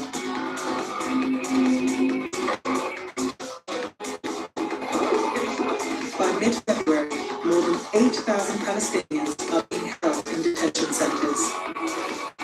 Israel's Channel 13 makes no attempt to conceal their conditions.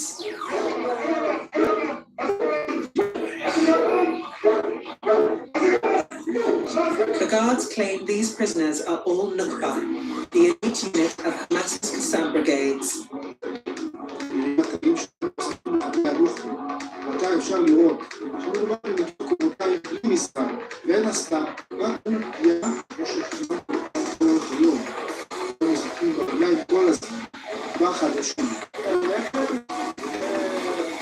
فترة سجن تقريبا 70 كانت مدة السجن مدة الاعتقال 45 على ضرب على تكسير على وقف من الجدير سوء تغذية فوق ما تتصور.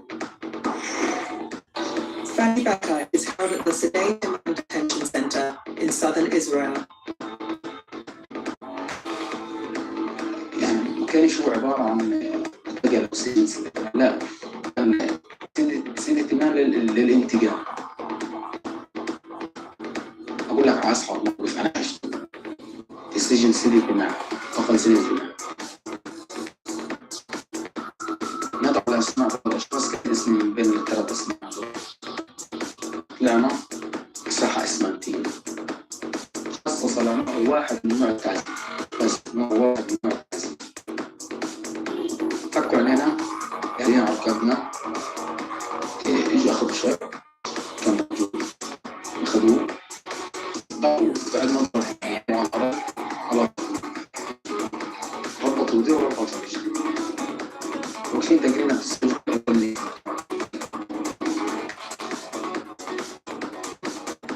فجأة ضربوا الملابس الصفرية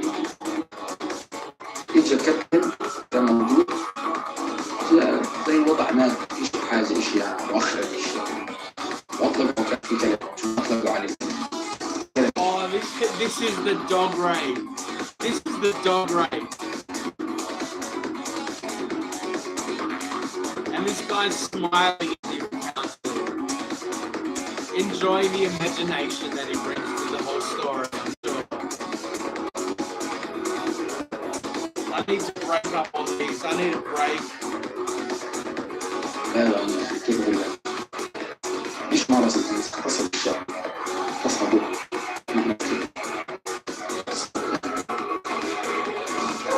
What? Like you fucking rape Israeli women and children like dogs. Fucking hypocrites.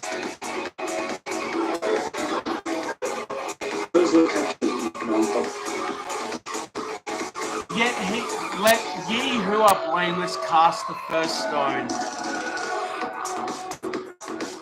They are civilians or fighters have to be treated humanely. They certainly cannot be beaten and tortured and raped. That's absolutely fundamental in humanitarian law. 9 soldiers are later arrested at Sedektaman Detention Center after a detainee is admitted to hospital.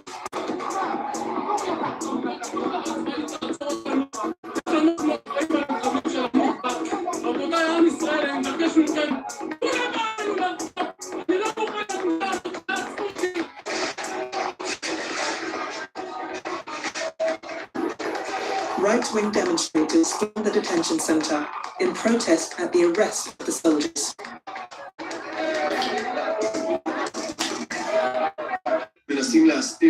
Shortly afterwards, Israeli television shows an alleged raid taking place behind a row of riot shields. According to Israeli press reports, the victim suffers a ruptured bowel, a severe injury to his anus, lung damage, and broken ribs.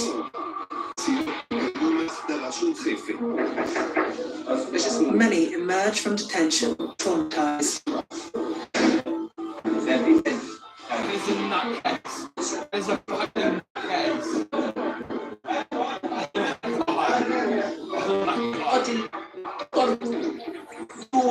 فقر مرض أدنى الأسير أمراض مزمنة جدا أمراض قوية جدا وضع سيء جدا رحمه الله خرجت وعلم لكم مع بعض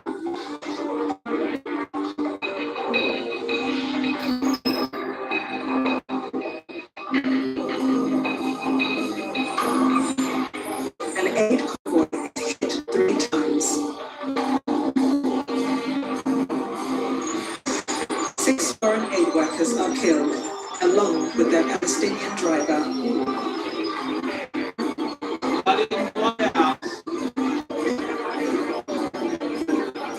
With the Israelis severely restricting supplies of aid to the Strip, hundreds of thousands face starvation. Hunger is real. It's actually following everybody. You see them in the hospital when the children just collapse. And they come in, they're so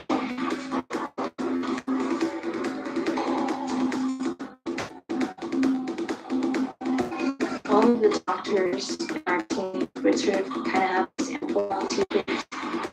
And every day, malnutrition.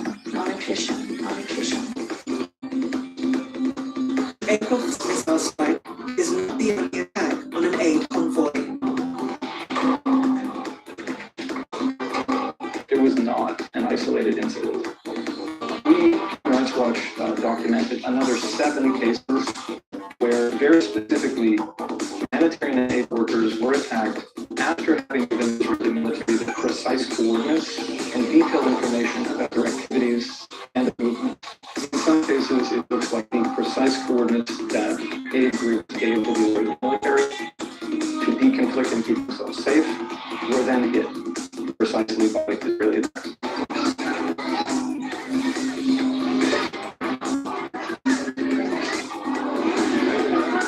So our assessment is very clearly that Israeli authorities are using starvation as a weapon of war in Gaza. It's a double war crime. You have selective punishment of the civilian population, and you specifically have the use of starvation as a weapon.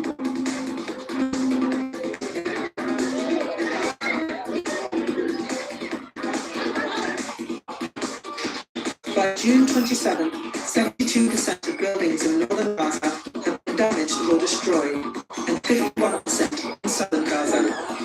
The death toll stands at 37,765.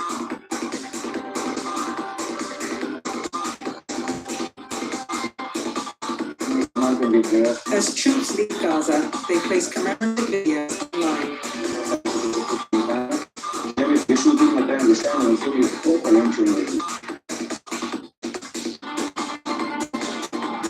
This video documents the activities of the 202nd Paratroopers Battalion.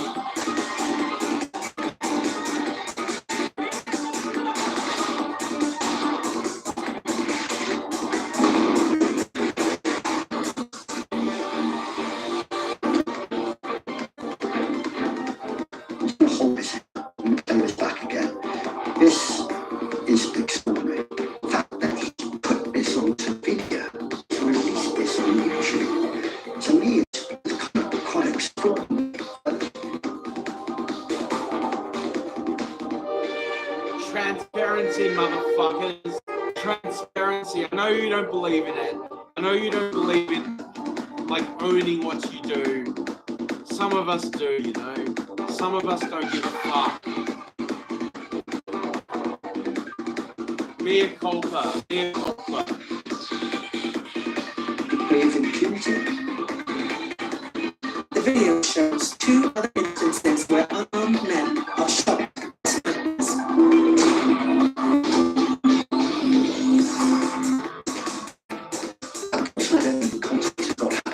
Whatever happened 2 minutes before that, they may have been involved in contacting and shooting in Israeli forces. They may have been general targets. Sure doesn't look that good to me. What are you saying then, buddy? What are you saying? Just because a civilian is walking in the area where combat is going on does not make them fair game. If they get involved in hostilities, in particular, yes, they lose the civilian status, they can be targeted. But then you have to show on the evidence that they are presenting a threat to you. It's particularly that the international criminal court would want to look at.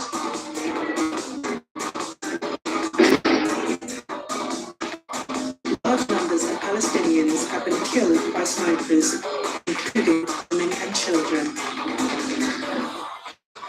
But you haven't shown any evidence of it, have you? Have you? On July 25th, 45 American physicians, surgeons, and nurses who have volunteered in Gaza since October 7th write to President Biden. And of course they're all Mohammeds.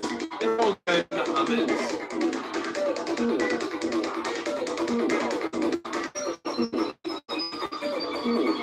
Gaza was the first time I held a baby's brain in my mouth. First of many.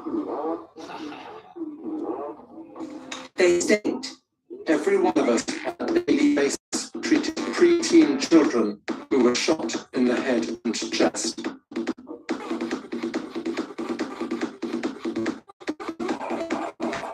Allahu Akbar. Oh, you shouldn't have murdered babies. You shouldn't have murdered babies.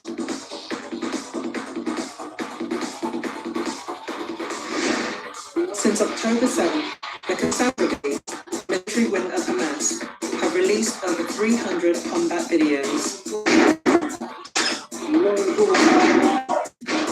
IDF is fighting good, fighting against targets that appear and disappear quite quickly. And the tunnel system in itself has made this an urban combat scenario, which is very unique in military history. There's never been a scenario such as this, where you have two layers of battlefield. We usually talk about controlling the ground. We never really talk about controlling the underground.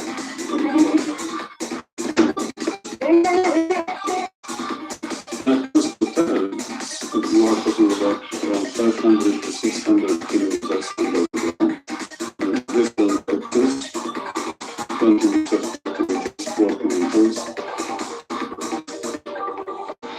With the tunnels, we were able to move underground, to land, and to attack the enemy. And he has lost the ability to control the field.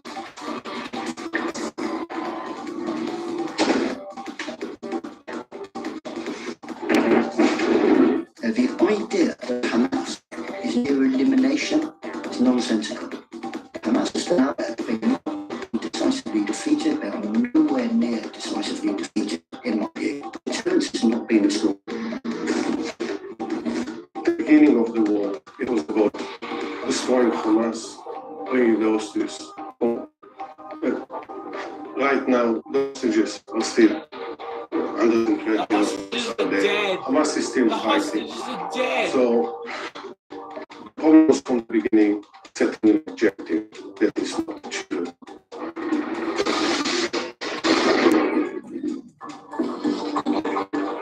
The official Israeli death toll from the fighting in Gaza is 346. In August, Israel's defense ministry said more than 10,000 soldiers have registered as wounded, 55% of them suffering mental trauma. The official Palestinian death toll stands at more than 41,000. Almost 100,000 have been injured. The Palestinian death toll does not include thousands still buried under the rubble and those who have died from hunger and lack of access to medication and healthcare. It's possible. Well, if they didn't do what they did to Lebanon years ago, then Jordan and Egypt would have taken them in, right? You don't talk about that, do you? You don't talk about why Egypt and Jordan don't want these people, do you? Do you? The final toll for dead and injured in the Gaza Strip will be more than 10% the total population.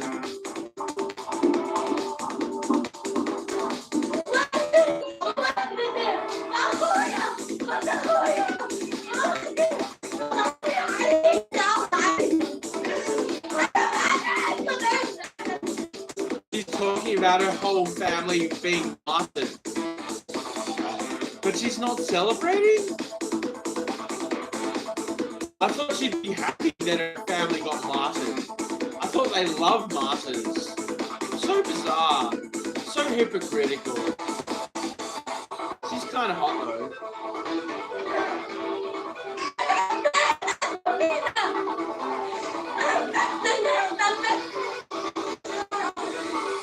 The Americans and Germans continue to provide weaponry.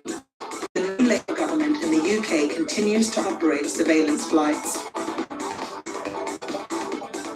And Israeli soldiers continue to pose for photos.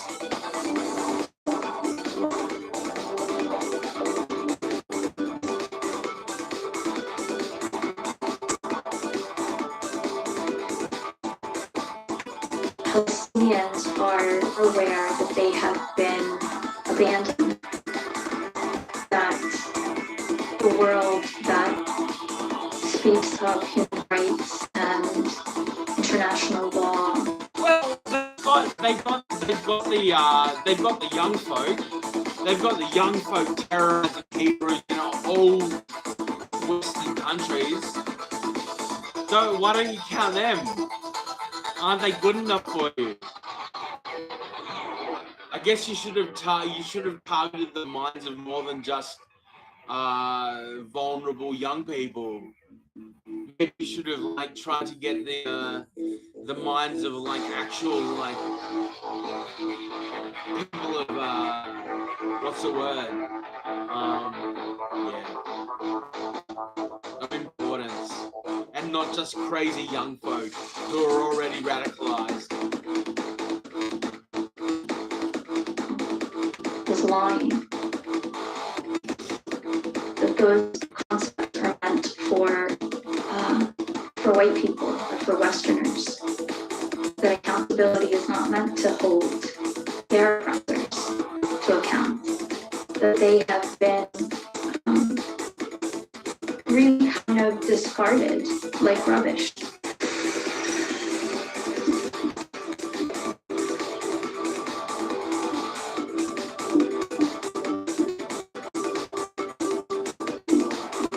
أنا مصور صحفي بس بالنهاية أنا إنسان.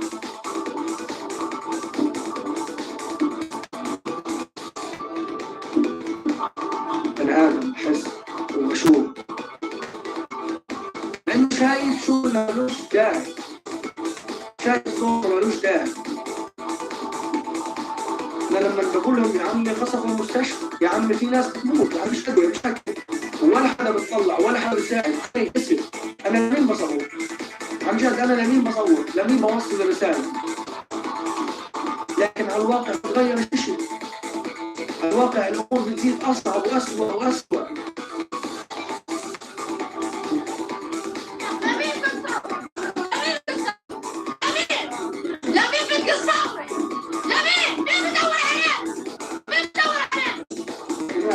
Nobody does. Nobody cares.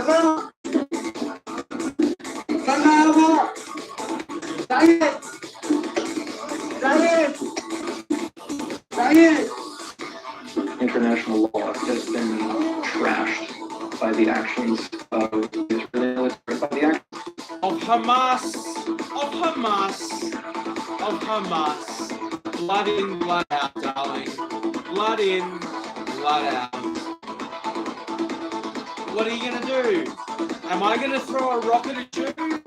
Really? Fucking idiots. The victimization of the victimizers. The victimization of the victimizers. of parties to this conflict, but also by the actions of their allies, which look at what's going on and continue to pour gasoline on the flames. May God have mercy on their souls.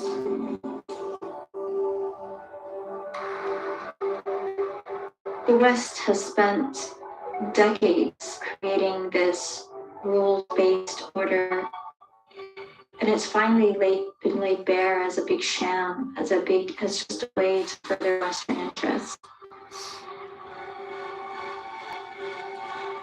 This is the jungle. This is the new order, where it's just out in the open that those with power can do whatever they want.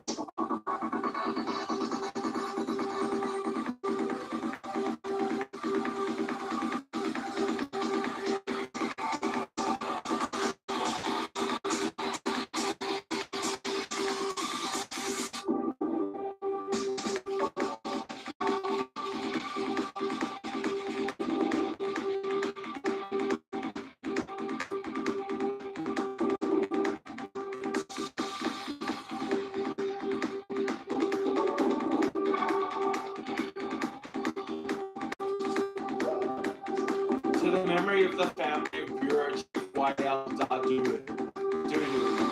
Amna Mahmoud Sham and Adam.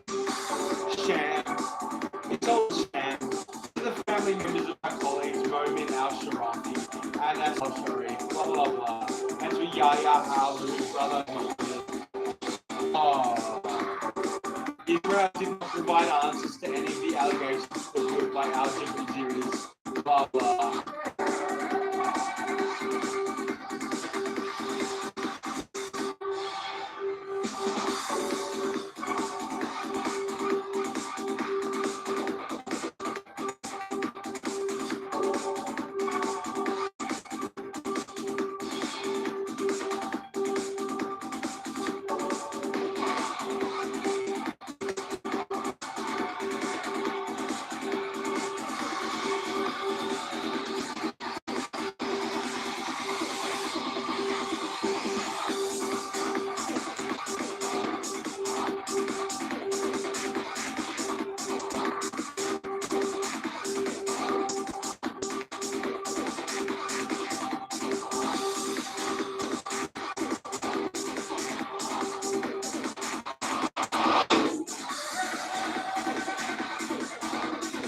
And that was investigating war crimes in Gaza.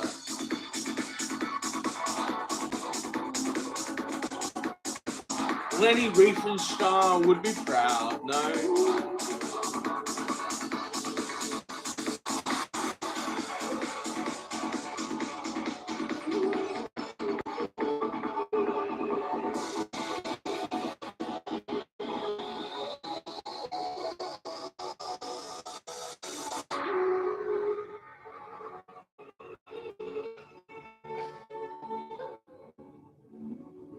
Okay, let's break through news. More. Why do I do this so to myself? Why?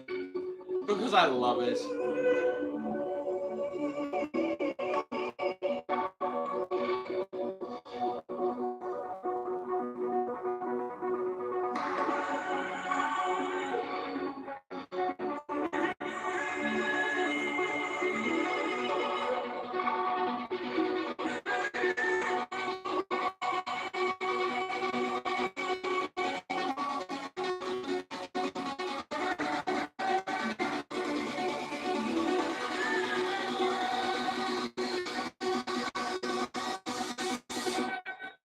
God, what am I getting? It's so weird having like different channels. And now that I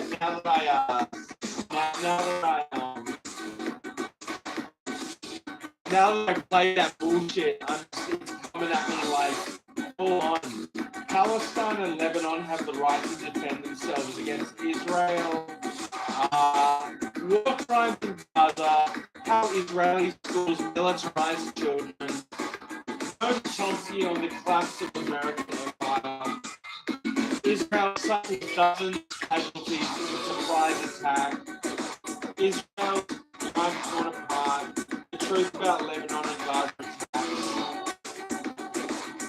Israel is on a self-destructive rampage.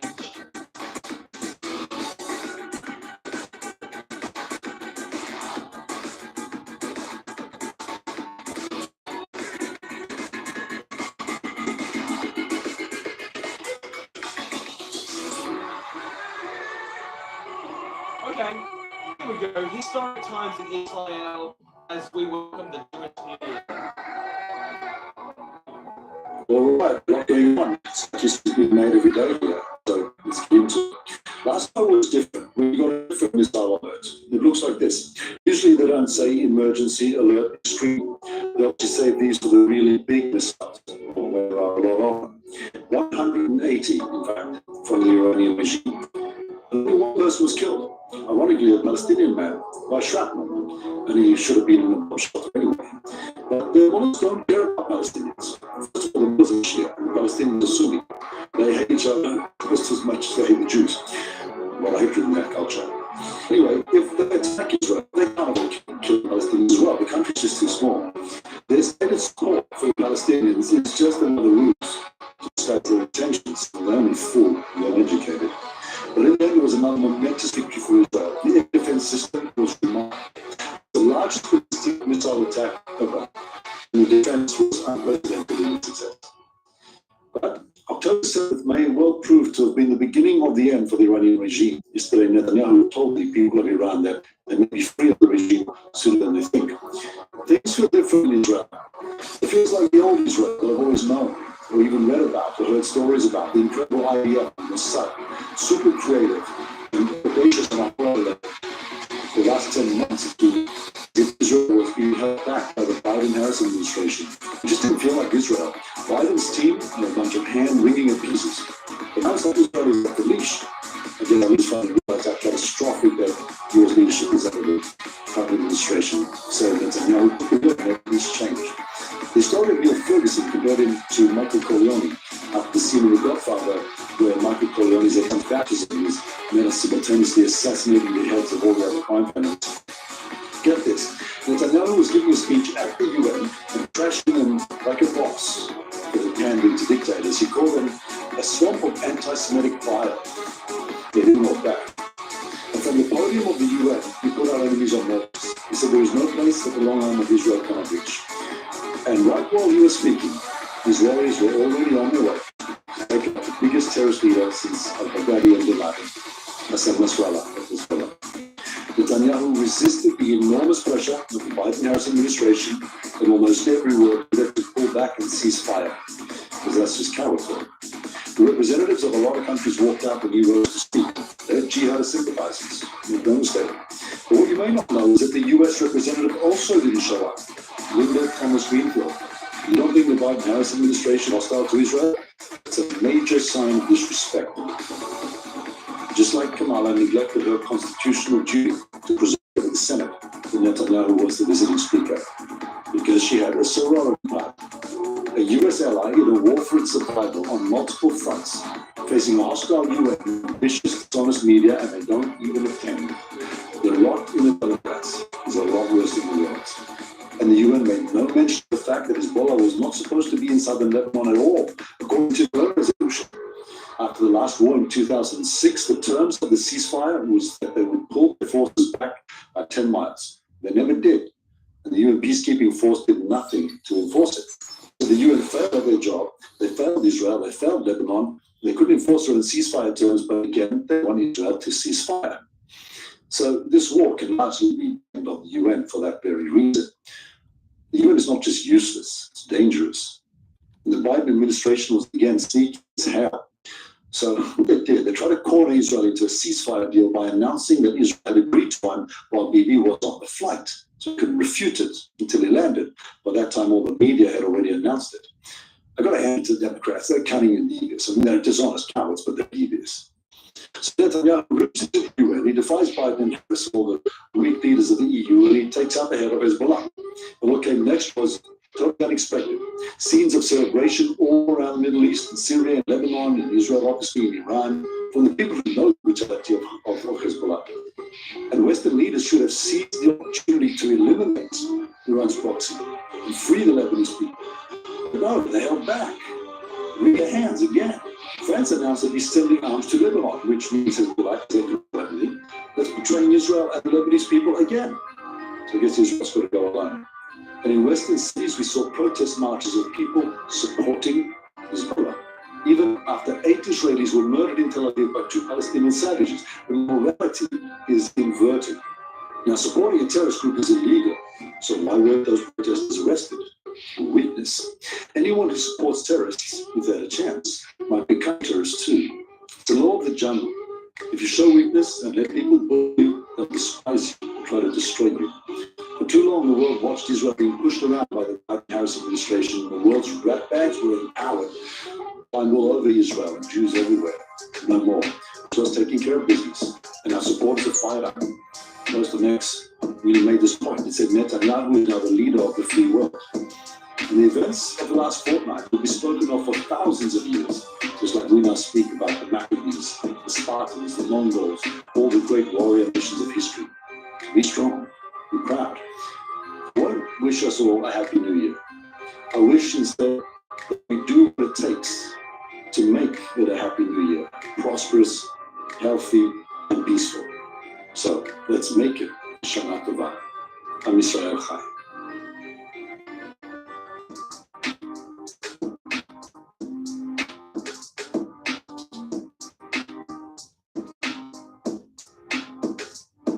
Okay.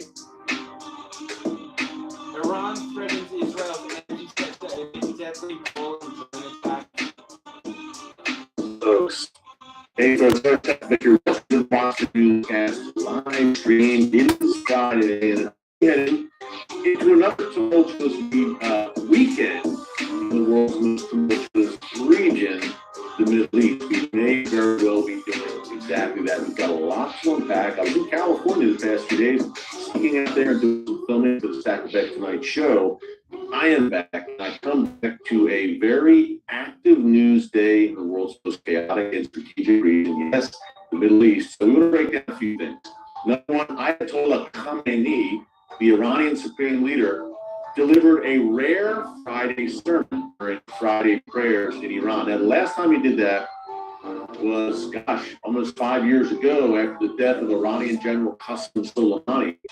Khamenei led Friday prayers on that Friday. Now, he did it once again to commemorate Sheikh Hassan Nasrallah, the leader of Hezbollah. But not only that, Khamenei leveled some threats towards Israel that we need to tell you about. Speaking of threats towards Israel from Iran, an Iranian general is threatening Israel's energy sector and perhaps infrastructure in Israel. And that comes as Israel is threatening Iran's oil infrastructure and perhaps Iran's nuclear facilities in the wake of that record-breaking, in all the wrong ways, Iranian missile attack on Israel earlier this week.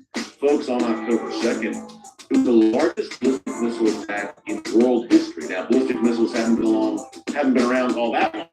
So, largest ballistic missile attack ever. Some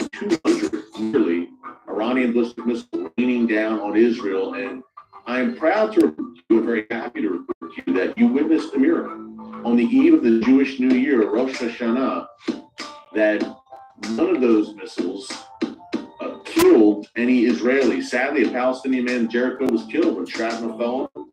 Horrific. No Israeli citizens were killed, and they were the main target for those missiles. That's number one. Number two, many of them were intercepted. Many fell in open fields. Folks, when you have 200 ballistic missiles bearing down on you, and there's minimal damage. A few Israeli military bases were struck, but it was minimal damage. When no Israelis were killed, many of them are intercepted, fall in open fields.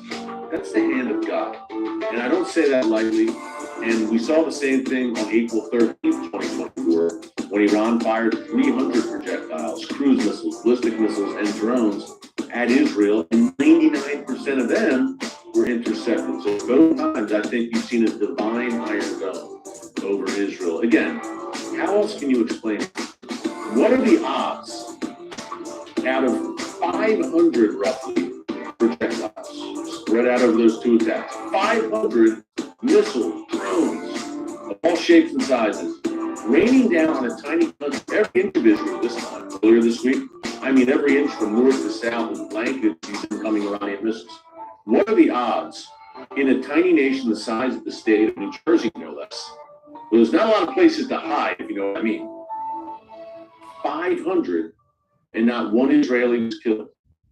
And most of them were intercepted or fell into an open field. And there was minimal damage both times. What are the odds? Is this all just a coincidence? What do you think? I'd love to hear your thoughts, your remarks, your comments. Is it all just a coincidence?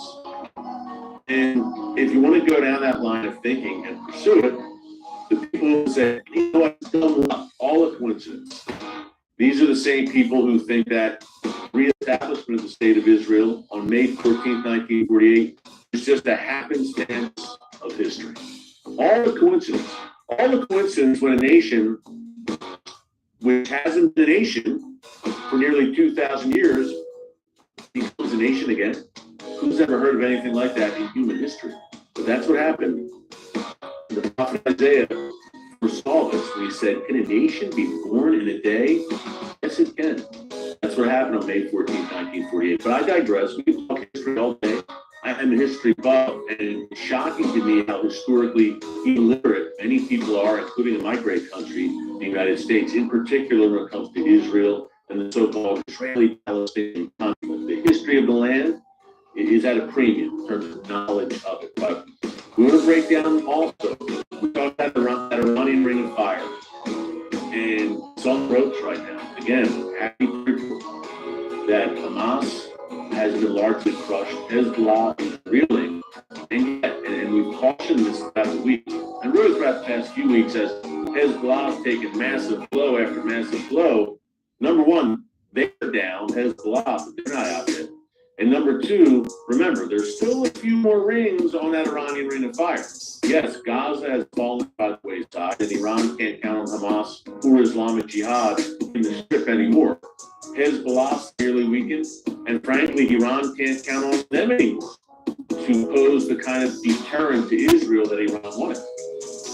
But you still have the Houthis in Yemen, who, by the way, the United States, thankfully, hit some Houthi targets today in Yemen. Imagine that. After playing a purely defensive role, waiting for the Houthis to fire at U.S. ships and then maybe lobbing a few missiles at Houthi targets. It seems the U.S. and the U.K., that alliance in the Red Sea, which is meant to offset the Houthis, they have gone on the offensive. Were they shamed into action by Israel striking the Houthis over the weekend and actually striking the Houthis with serious results? Nevertheless, there were U.S. strikes against the Houthis today, which is a good thing in that the Houthis have been a thorn in international shipping for the better part of a year in the Red Sea. And the fact that that's been allowed to happen, permitted to happen by the West in particular, the U.S. and U.K., says a lot about the West right now, the state of the West, and it's not very good what it does. But we got the Houthis still firing projectiles. And in Syria and Iraq, we saw deadly drone attack, folks, against Israel's Golan Heights, emanating from Iraq. Now, Israel's been striking, this was overnight. Israel's been striking, obviously, Gaza, Lebanon, Yemen, Is Israel going to have to expand its strikes more frequently? I mean, Syria obviously hundreds of strikes there, but will Iraq be more and more in Israel's crosshairs if these Iranian-backed Shia fighters in Iraq increase their attacks? Does the front widen? And folks, there's a good chance of this because the Iranian regime, as it looks at its demonic chessboard proxies, it's saying, uh-oh, we need to alleviate some of the pressure against Hezbollah. Well, that might mean you're going to see more out of Yemen, more out of Iraq, and more out of Syria as Hezbollah suffers blow after blow in Lebanon. I believe that's one reason why Iran launched that ballistic missile attack earlier this week. But we got to talk about what came out of Iraq and what comes next there, and Israel, Iraq, what happens on that end. Speaking of that ring of fire, remember 7 fronts that Israel's been fighting on since October 7th. Hard to believe, nearly 1 year ago. This Monday will mark the 1-year anniversary of the deadliest day for the Jewish people since the Holocaust, the October 7th massacre. We will never forget. Now, on that day, Hamas signed its own death warrant, as we've seen.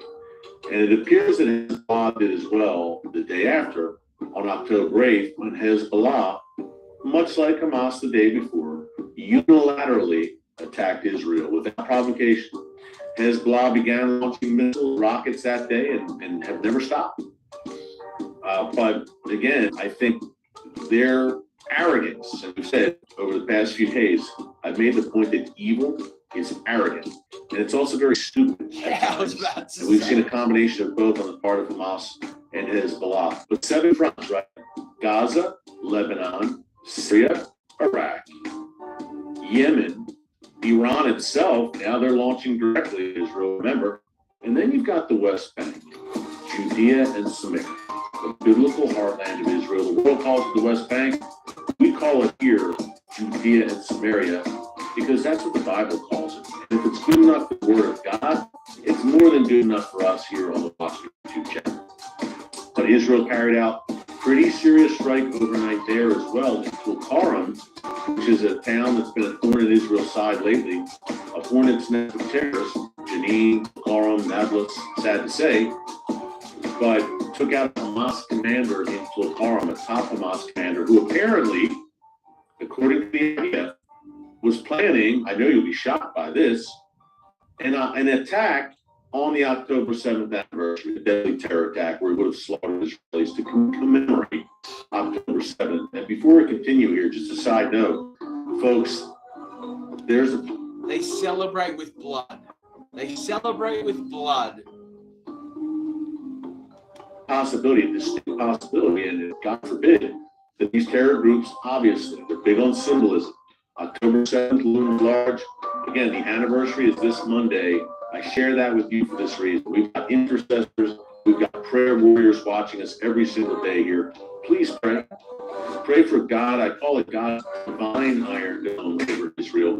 Pray for the peace of Jerusalem and pray for God's hand of sustenance and protection over his land on that day in particular. Keep the people of Israel safe and confound the schemes of the enemy, evil men with evil thoughts.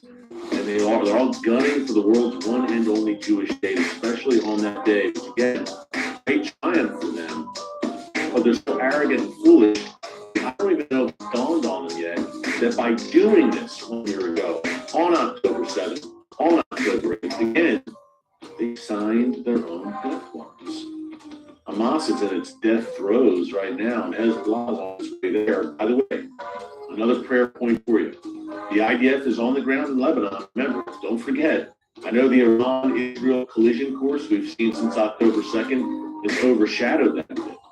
But Israeli soldiers are fighting fierce hand-to-hand battles against Hezbollah jihadis in the villages and towns of southern Lebanon right now, in real time. Some 250 Hezbollah terrorists have been killed in the past few days alone. That's number one. Number two, Israel has also suffered some casualties. You saw yesterday, on Wednesday, 8 Israeli soldiers killed in southern Lebanon. Hezbollah has been waiting for this for years.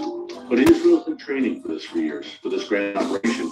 And reports are on the ground that the IDF is stunned by the sheer volume and amount of Hezbollah weaponry that they're seizing there, especially those anti-tank missiles. So keep an eye on that. Southern Lebanon, as Israel advances, they're calling on board these Lebanese villages to evacuate. And Israel's clearing out civilian areas so it has a freer hand in Southern Lebanon to operate against Hezbollah. Now, of course, you know this and I know this. Hezbollah is going to use human shields at every turn. Every chance they get to use men, women, children, the elderly as human shields, they're going to do it. And there's a reason that Hezbollah rockets and missiles have been stored inside civilian homes in Southern Lebanon. Because this is an evil, demonic death cult. There's no other way to put it. And they have literally, I mean literally, no regard for human life. That's what Israel is dealing with. That's what they're up against. And if you see that on October 7th a year ago, and you're missing the entire picture, and you're missing the main point, that this is a spiritual battle. And that's why here on the YouTube channel, Eric Statek on TBN, the Watchman newscast, that's why we stress that look, we battle not against flesh and blood, but spirits and principalities. The word of God is very clear. You might say, what are you talking about? Well, this is breaking news, current events, focused mainly on the Middle East, Israel, how it affects you no matter where you live, but from an unapologetically biblical perspective. And we'd love for you to subscribe and join us here as a watchman, a watchwoman on the wall here on the channel. And I've got a big shout out, something to announce here real quick. We've been talking about it for months now. We're finally here. A big thank you. I mean, from the bottom of my heart. Deep gratitude to all of our viewers, to all of our subscribers. Again, our watchmen and women on the wall, because folks, we just passed on Wednesday 1 million subscribers here on the channel. Hard to believe. I was told by our digital team that something like 0.02% of all YouTube channels reach 1 million. It's a very, very small number. That number. So we're just so grateful. I just gratitude. I mean, you don't have to watch me here and watch what we do, but you tune in and you subscribe and you've supported us, and we've got premium members as well who contributed, who we can't thank enough. So we're just thrilled about it. And, you know, I was on the road when we hit the number on Wednesday, and we've been saying over the past few months, hey, folks, we had a goal for 2024. We wanted to hit 1 million by New Year's Day. By the turn of the calendar, the end of 2024, we really set that goal as a team. We work our tails off. We want to hit that number. Again, not for our glory, but for the glory of God, and just so that the message, the more subscribers, the more the message gets out, and YouTube recommends it to people around the world so they can get a message of truth for such a time as this, when truth is at a premium. But here's how God works, just to encourage you, and then we'll break down the region. We got a bunch of guys in Khamenei's speech today, and what's Biden saying to Israel right now? You're going to want to hear this. But I want to encourage you. I was on the road Wednesday, Thursday, and I was like, man, we hit on Wednesday past 1 million. Awesome. I was so busy that day, I couldn't really take it all in. I was giving a speech. I was doing a bunch of stuff. And I was on the road. It's the kind of thing where I said, man, I wish I was around my team so we could kind of celebrate together and everything. And they had a little surprise party today. We had some cake. It was really nice to commemorate the big milestone. But then I thought, and one of my team members said, hey, wait a minute. You hit 1 million on Rosh Hashanah, on the Jewish New Year, the Feast of Trumpets. God knows what he's doing. I said, God, man, we want to hit 1 million on the New Year by New Year's Day. And what we did, we hit New Year's Day, the Jewish New Year, Rosh Hashanah. So that's how God operates. He's got a sense of humor in a way, and I think it's a little wink from the Lord, because our channel is so focused on loving, blessing Israel and spreading the truth about Israel that makes a lot of sense that one of the holiest days on the Israeli calendar, the Feast of Trumpets, that we hit the big 1 million mark. So good stuff. And hey, the march to 2 million begins now, and we can't thank you guys again enough. We're not thankful about this milestone, I'm sure, the Iranian regime. And I have to look at me. Well, first, let's get into what an Iranian, a top general from Iran's Islamic Revolutionary Guards Corps said today. And folks, this is no word. Because Iran already is saying to Israel, if you hit us, we will hit you. And yes, I'm sure they'll try, but as we said earlier, these past two attacks have been miraculously, and I mean miraculously, thwarted by Israel and by the God of Israel, I believe. Iran's Islamic Revolutionary Guards Corps will likely target, I'm reading this straight off my phone, will likely target Israeli infrastructure in the event of a war between the two nations. This is according to the deputy commander of Iran's Islamic Revolutionary Guards Corps, the IRGC, of course, is an elite unit of the regime. I compare them to the Nazi SS. Close to Hitler, they're kind of the vanguard of that Nazi regime. The IRGC, I would argue, is even more powerful and influential. They have a hand in every aspect of the Iranian society, really, whether it's the nuclear program, the economy. They're there, the military. They operate almost as their own military force. And of course, Iran's terror operations, the Ring of Fire, that's all in the hands of the IRGC. So when they talk, we listen because it's a serious threat. From the deputy commander-in-chief, big fish in the IRGC, his name is Ali Fadavi. He named Israeli refineries and, quote, energy sources, you saw the title of the thumbnail here in today's newscast, as possible targets. And this is a major deal that he's doing that because Iran certainly has precision-guided ballistic missiles to do exactly that. But we've talked about this in the past here now. Israel is developing, and I don't say this lightly, into a natural gas superpower. And that may indeed have prophetic implications as well. But in the Mediterranean coast, ironically enough, near the Israel-Lebanon border, Israel has uncovered, vast quantities of natural gas to the point that Europe, the European Union, I believe that 2 years ago, 2 summers ago, cut a deal with Israel, where Israel will supply natural gas to Europe. Now, if Iran struck those refineries, that's an economic disaster in the making. Not only for Israel, that affects the nation that Israel supplies natural gas to, including Egypt, or through Egypt, I should say, onto Europe. So that's a serious threat by Iran. And that was what Netanyahu was talking about in his UN speech. And that's why we was saying the title and thumbnail of this post. This is a very serious threat. And the more the Iranian regime presses and presses, the more likely they will receive a devastating Israeli response. But if Iran's blustering and threatening oil installations, or I should say oil installations, natural gas installations, Israel's energy sector, which is really becoming an important cog, and it will be, I think, even more so in the future of the Israeli economy and Israel's place in the world, where nations, think about this. If Russia supplies the vast majority of natural gas to Europe, and Vladimir Putin and the European Union obviously are at loggerheads, where's Europe going to look for natural gas? Israel is the logical alternative, and not only for Europe. So there's a lot of ramifications if that Israeli energy sector is struck hard in an Iranian attack. And it's interesting because his comments, they mirrored what Israel has been saying. We want to unpack that a minute. Well, with reports have been that yes, Israel may strike Iran's oil infrastructure. And not only that, nuclear facilities, Iranian leaders, we've heard rumblings that everything's on the table in the wake of that Iranian attack earlier this week.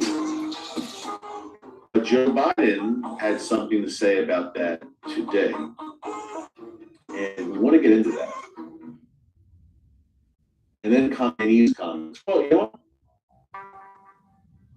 Khamenei, I mentioned at the top, let's just dig into that for a minute, then we'll get into Biden. You're going to want to hear what he said. And your blood might boil a bit, just a warning, but God's still on the throne. But here's what Khamenei said. Again, a rare instance when the Supremo spoke at Friday prayers in Iran. And this from the Times of Israel. He delivered a rare Friday sermon defending this week's missile attack against Israel. And he said it was logical and legal for Hamas to invade Israel on October 7th and slaughter 1,200 Israelis and dragged 251, I believe, more into captivity in Gaza. Logical and legal, according to the leader of Iran. He was speaking before And of course, this is the international law that those fucking stupid idiots are talking about. tens of thousands at a mosque in Tehran, and he said that Hamas and Hezbollah will not back down. He calls them the axis of resistance. He said they will win. Israel will never defeat Hamas and Hezbollah. They've had, before the Khamenei, a fierce defense against Israel. And no one has a right to criticize Hamas over October 7th. Now, this is the supreme leader of Iran. This is the tyrant, the terrorist, who the Western world has been tripping over themselves, I should say, to appease. A bloodthirsty terror master. No other way to describe him. The supreme leader of terror worldwide. I mean, it's not shocking that he's saying it, but it's pretty interesting. Hamas and Hezbollah will never be defeated. Sorry, that train's left the station. He knows it's left the station. And this is bluster. And by the way, it was interesting. In the wake of Nasrallah's death a week ago today, Khamenei had more bluster like this. And then the Iranian regime announced he's now been moved to an undisclosed location. Very brave. So, listen, the Iranian regime can bluster, but ultimately, both attacks failed against Israel. And really, to me, they come out of it with egg on their face. And not only that, we talk about signing your own death warrant. I don't know if it's going to lead to the end of the Iranian regime. We can only hope. But we can only hope that the Iranian people rise out of the regime. But it is going to lead to a heavy price for the regime. The fact that he, believe me, he is the final say in that country. He writes off everything. The fact that he signed off on that missile attack against Israel on October 2nd means that there's a good chance Israel will unleash hell upon his head. And again, is he in the crosshairs? Iran's leaders? Is everything on the table? Is it a new day? Are the gloves completely off?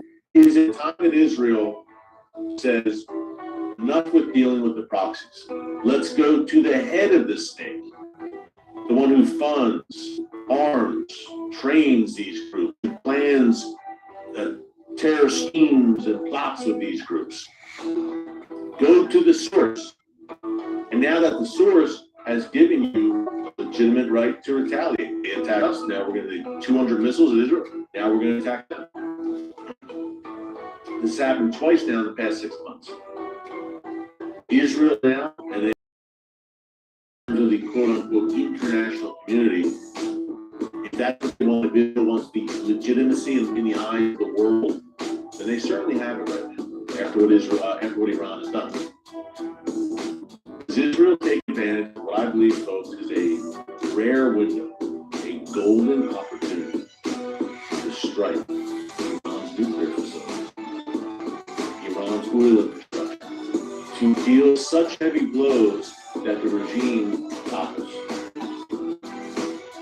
that the Iranian people take advantage and rise up finally over the regime. It's all on the table, but not if Joe Biden has his way. Now, I promised I'll get into his comments.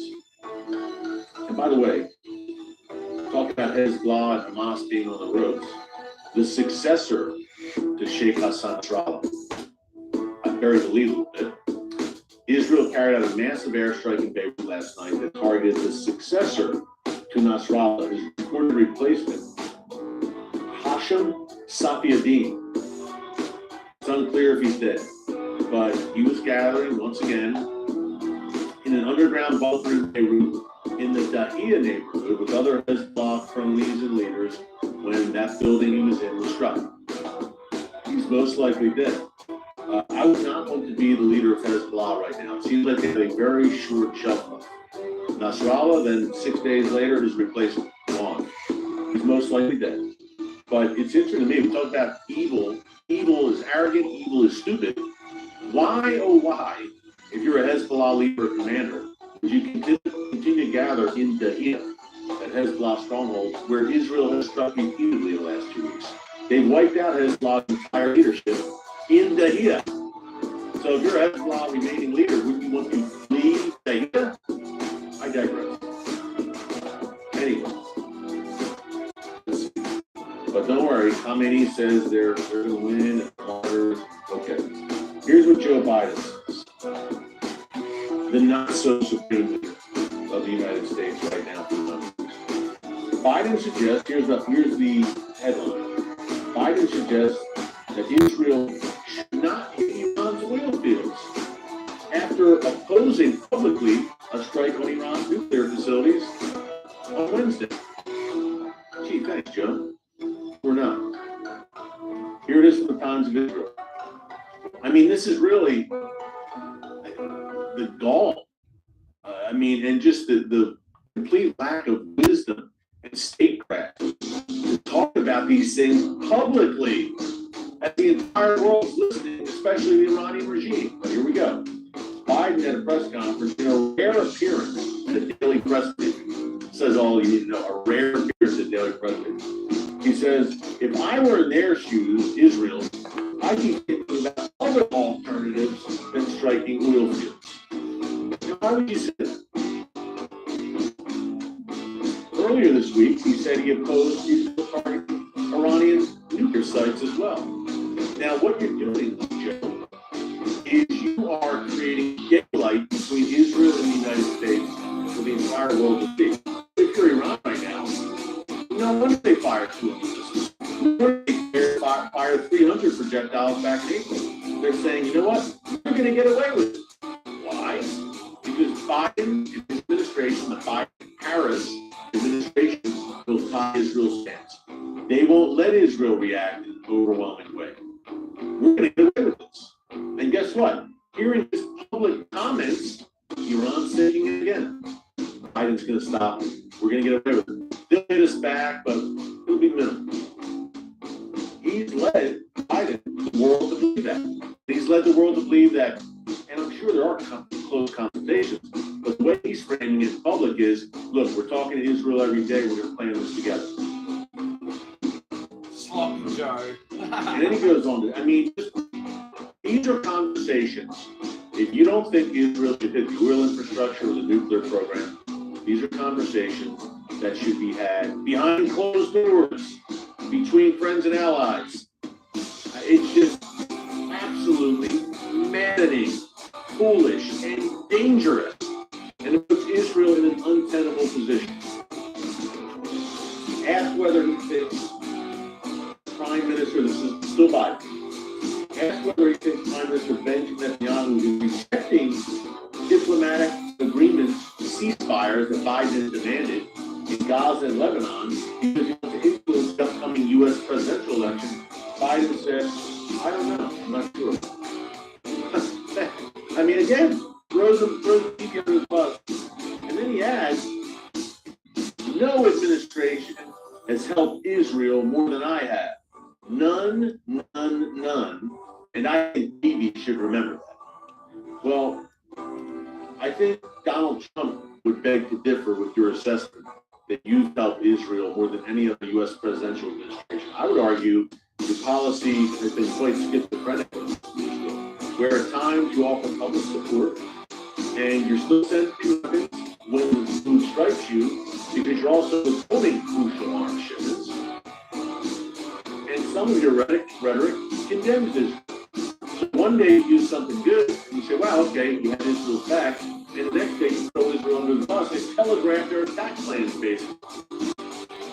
One day you're sending Israel crucial arms shipments. Touche. The next day you're withholding them and announcing publicly that you're withholding them, including the kind of arms you keep talking and you did. Israel doesn't do enough to prevent civilian casualties, which is madness. He knows that.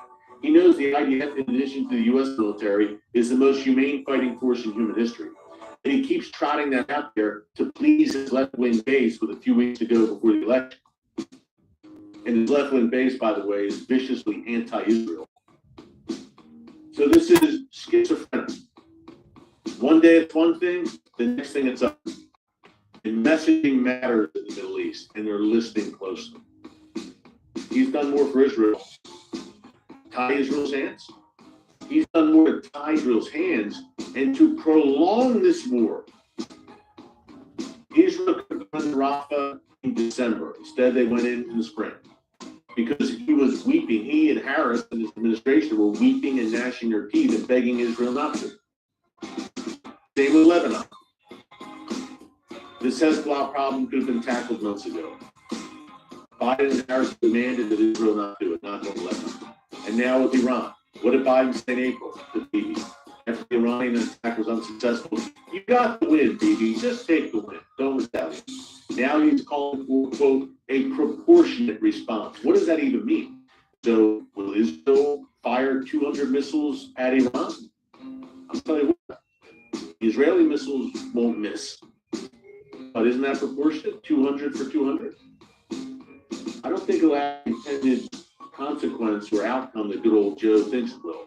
Because again, those Israeli ballistic missiles will hit the mark and there will be massive damage. But to telegraph this, to demand a ceasefire, this is really revealing. To demand a ceasefire in Lebanon, just when Israel has Hezbollah on the ropes. I mean, this organization has been a scourge to Israel for 42 years. Now they're finally on their heels. They're in complete disarray after all these daring, incredible Israeli operations over the past 2.5 weeks. And you're calling for a ceasefire to let them off the hook to fight another day? Again, madness. Same with Hamas and Gaza. Biden and Harris called for a ceasefire in February, March, months before Israel could finish the job in Rafah. Thankfully, Bibi didn't listen. Destroyed the last remaining Hamas stronghold in Rafah. And actually, there were many hostages being held there. Some which were saved who wouldn't have been if Israel didn't go into Rafah, which was Joe Biden's demand. Now he's saying, hit Iran only in a limited way. What nation would allow 500 projectiles in the span of 6 months to be launched with overwhelming force? So you're telling me if Mexico or Canada fired 200 ballistic missiles at the United States, we would just have a proportionate response? Well, actually, under this current administration, that's actually a possibility. But this is what, at the end of the day, it makes my blood boil with righteous anger. Because Israel is a sovereign nation. He's dictating to Israel and telling the world what Israel should do to defend its people. Israel knows best what Israel should do to defend the people of Israel. Just as the President of the United States, well, he should, the Prime Minister of the UK, the Chancellor of Germany, it goes on, they know what's best to defend their nations. These are sovereign nations. So Israel needs to do what Israel's leaders feel is best for their nation and their security.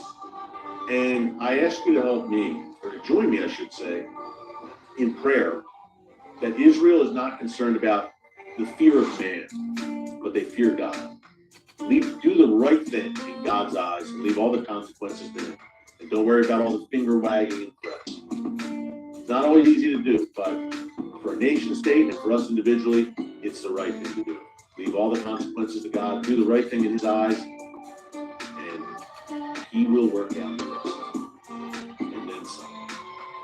Didn't get into Iraq, and what you need to know is those militias, 2 Israeli soldiers killed in the Golan, beautiful Golan Heights, from a drone fired from Iraq. And again, let's keep an eye on that, folks.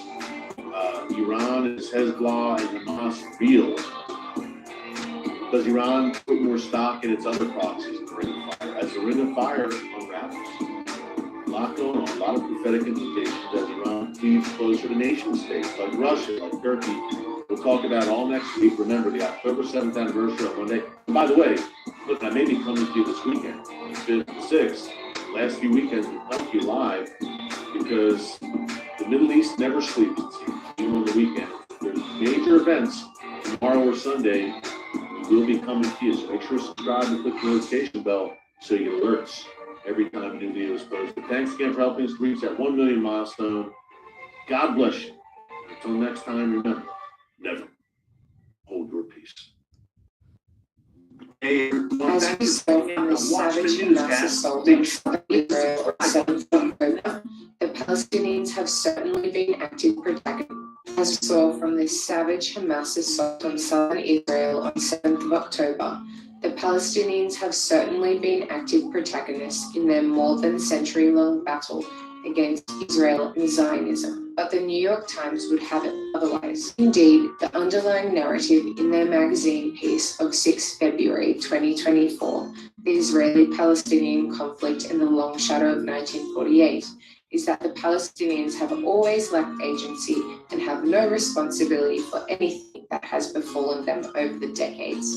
This, plus a welter of factual errors and misleading judgments, has produced a seriously distorted description of the history of the First Arab-Israeli War and its origins. The Times article consists of a lengthy discussion between Arab and Jewish scholars, 3 extensively from each side, and comments and clarifications and misclarifications by Emily Bazelon, the New York Times staff writer who moderated the dialogue and put the piece together. 5 of the 6 people involved can hardly be deemed experts on either the Arab-Israeli conflict or the 1948 war. Only one, Itamar Rabinovich, a former Israeli ambassador to Washington, has published works of some relevance.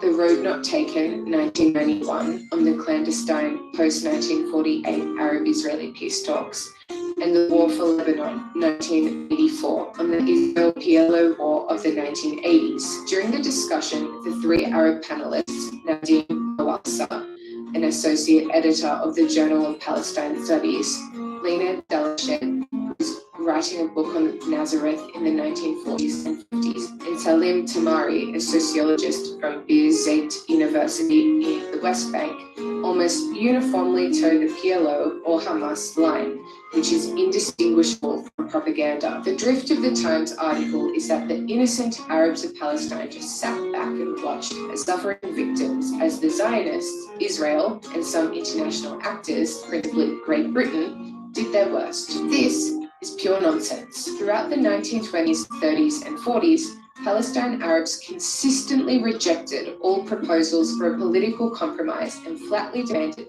all of Palestine from the river to the sea, and they did not restrict their activities to roundtable discussions. In April 1920, May 1921, and August 1929, Arab mobs whose passions had been whipped up by religious and political leaders attacked their Jewish neighbors and passers-by in Jerusalem, Jaffa, Hebron, and Safad, killing dozens in what amounted to a succession of pogroms.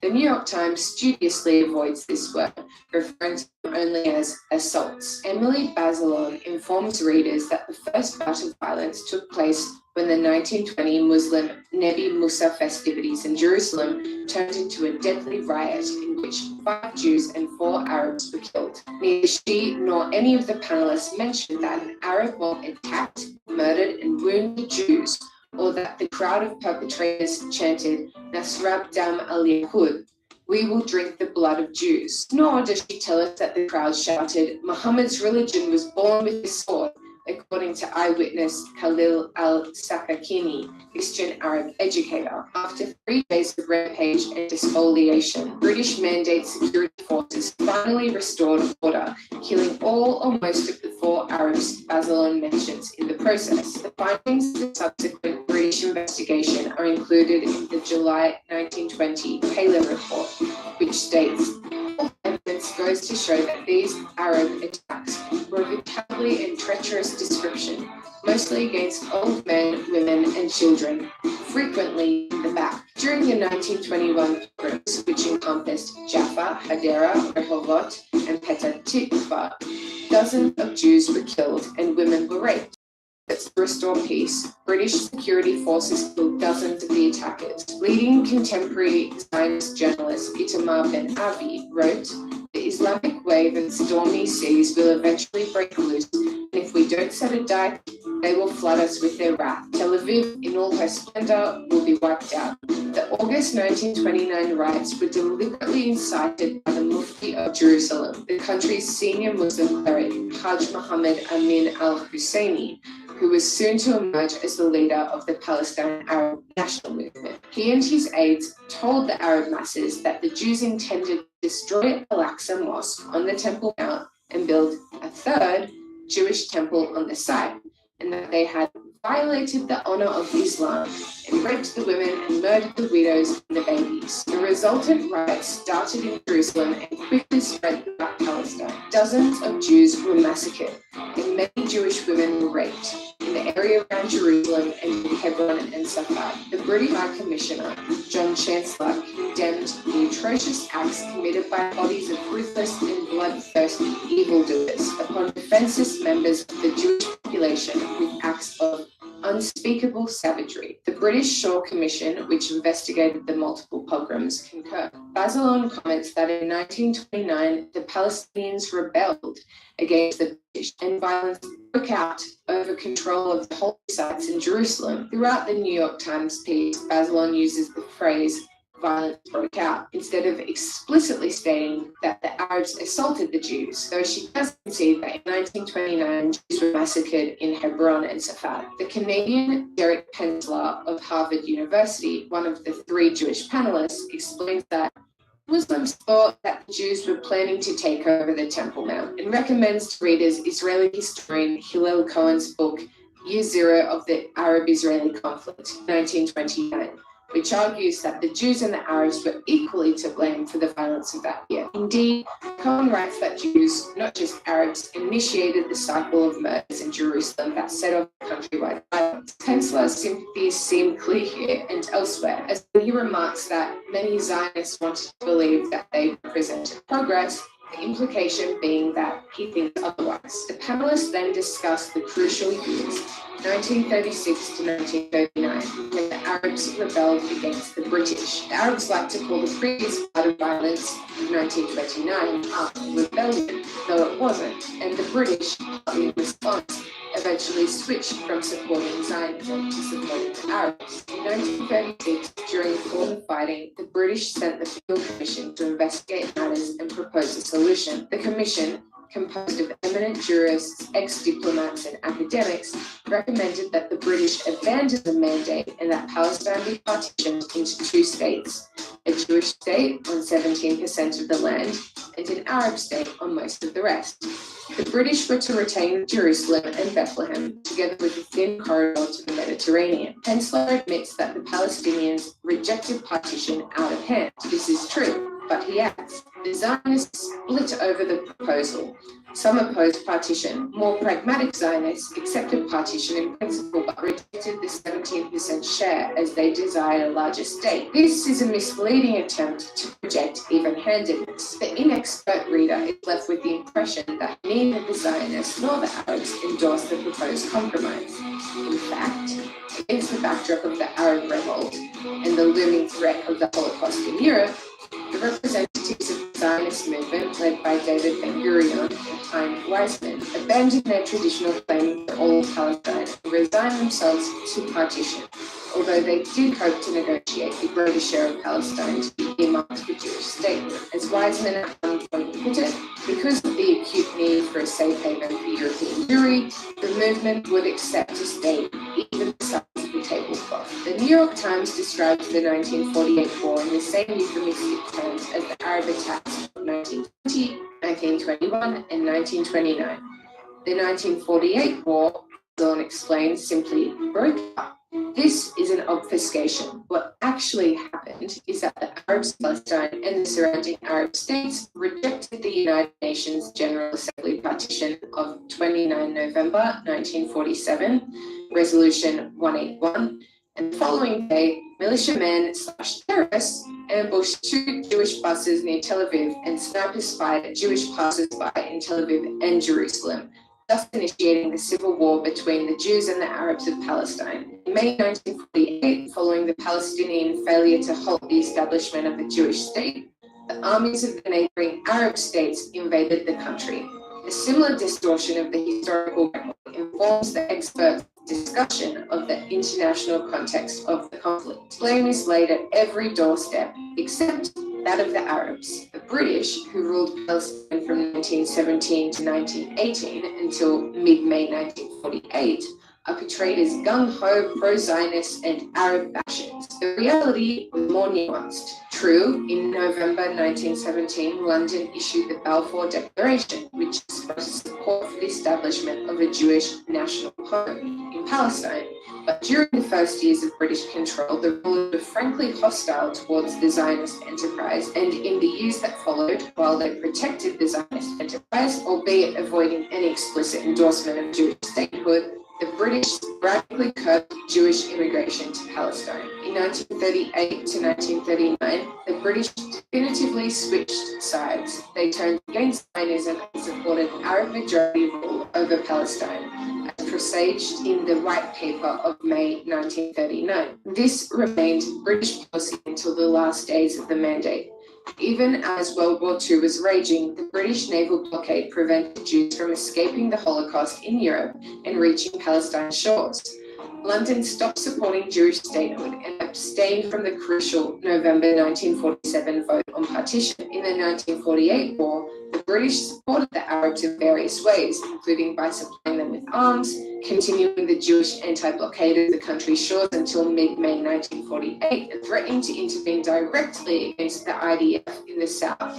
Though it is true that the Mandate government in Jerusalem and the withdrawing British troops generally behaved even-handedly, a fact misrepresented in both Israeli and Palestinian historiography, panelist Tamari is therefore quite mistaken when he concludes the British were largely complicit in the 1948 Arab defeat. But the article's worst historical distortions concern the events surrounding the Second World War. Hensler claims that between 9,000 and 12,000 Palestinians fought for the Allied forces in World War II. In fact, as far as I know, it is doubtful whether any Palestinian Arabs actually fought during the war, though perhaps some 6,000 of Palestine's 1.2 million Arabs signed up with the British and served as cooks, drivers or guards in the British installations in Palestine. By comparison, around 28,000 of Palestine's Jews, out of a population of around 550,000, joined the British Army,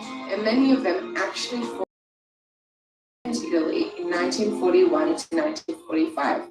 This talk of Palestine Arabs fighting alongside the British is, at best, misleading. Palestine's Arabs, like most Middle East Arabs, would have preferred a Nazi German victory and the defeat of the Western democracies.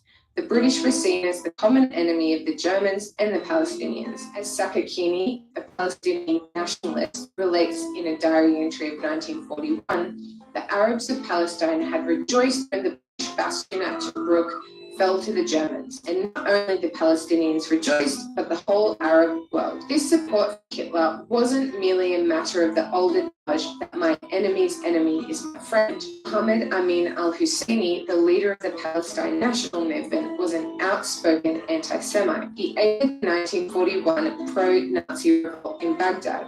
When it collapsed, he fled to Berlin, where he spent the rest of the war years enjoying a handsome salary for his work as a Nazi propagandist and a recruiter of Balkan Muslims for the SS. Palestine's Arabs thus assisted in the destruction of European Jewry in two ways. They successfully pressured the British into closing the gates of Palestine to European Jews fleeing the Holocaust, and they supported Germany's efforts to win the war. In radio broadcasts from Berlin, Husseini called on the Arab world to rebel against Britain and kill the Jews. All these inconvenient facts are shoved under the carpet in the New York Times piece. Nina Delashet does briefly mention that the Mufti made a visit to Hitler, which is often used against the Palestinians, but she quickly adds that in siding with Hitler, the Mufti was not representative of the Palestinian community. Many rejected Nazis. Muslim backs her up. In a footnote, she cites Lebanese scholar Gilbert Ashkar's book, The Arabs and the Holocaust, The Arab-Israeli War of Narratives, which she says notes victims in the Arab press that denounce Nazi brutality and fascism. Ashkar teaches at SOAS, the London School of Oriental and African Studies. Tamari slightly offsets this whitewashing by adding that by allying with Hitler, the Mufti completely undermined himself with the British and the European states. Towards the end of the panel discussion, Bazelon asks, why did the Palestinians reject partition in 1947? This is the crux of the issue. The rejection of partition then is arguably the reason why the Palestinians do not have a state to this day. The panelists offer a variety of misleading answers. Abigail Jacobson, a historian at Tel Aviv University and one of the 3 Jewish participants, argues that the Palestinians could not accept a resolution that earmarked 55% of Palestine for the Jews, who only comprise a third of the country's population, while the Arabs, 2/3 of the population, were only awarded 45% of the land. If you were a Palestinian, she asks her readers, would you accept this offer? But Jacobson forgets that most of the land assigned to the Jewish state was the barren wasteland of the Negev desert. She also elides the basic truth, which is that the real reason the Palestinian leadership opposed the resolution was that they opposed the grant of any part of Palestine, no matter how small a percentage of the land, to Jewish sovereignty. In their view, all of Palestine, every inch, belongs solely to the Palestinian Arabs. Jacobson argues that the Palestinian national movement was ready to accept the Jews as a minority within the Arab state. That is correct. But the point is that they were only willing to accept them much. Murray takes an even more misleading tack by arguing that while petition was rejected by much of the Palestinian leadership, at least half of the Palestinian political class favored it, an assertion for which there is not a shred of evidence. He says that the Defense Party, headed by the Nashashibis and the Palestinian Federation of Labor, both favored partition. In fact, the Nashashibis did not support partition, and the Palestinian Federation of Labor was a completely insignificant body. If it They lie. They lie. They obfuscate. ever actually existed beyond a heading on stationery. In any case, the Palestinian national movement was led and dominated by the popular Haj Amin and the Husseinis, and no one in November to December 1947 stood up to oppose them over partition. Finally, the article's meager treatment of the 1948 war is itself fraught with errors. Take Bazelon's introductory paragraph describing the war's second half. The first sentence is correct. On May 14, Israel declared itself a state. But then she adds, the next day, the British began leaving, and Egypt, Syria, Lebanon, and Iraq attacked the new state, later joined by Jordan. This sentence contains no less than 3 basic errors. Firstly, the British had already begun their staggered withdrawal from Palestine in December 1947 and had lowered the Union Jack on 14th, not 15th of May, though some small British units remained in the north of the country until the end of June 1948. Secondly, Lebanon never attacked Israel. And thirdly, Jordan participated in the Pan-Arab invasion of 15th of May rather than joining later. Murray blithely dismisses the war by saying that the Palestinians and the Arab states were weak and that the Arab defeat was almost a foregone conclusion. But this only seems true in retrospect.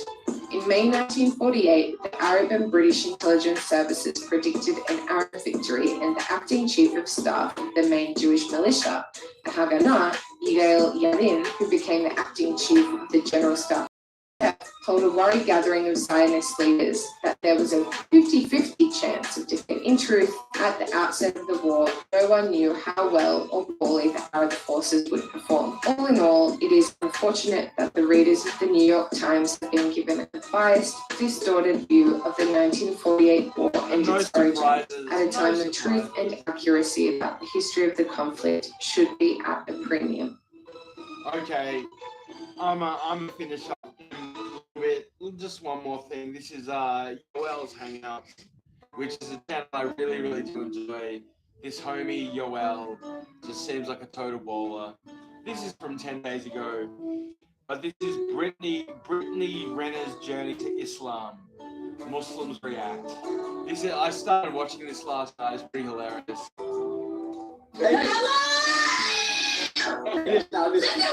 Say shut up! When a real talking. Okay. Take the road. Take the road. Shut up! Shut up! I love the music in the background. You hear what I'm saying?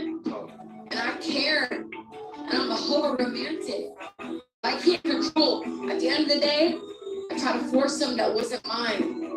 That wasn't my person, and that's okay. You sitting over there. Shut up.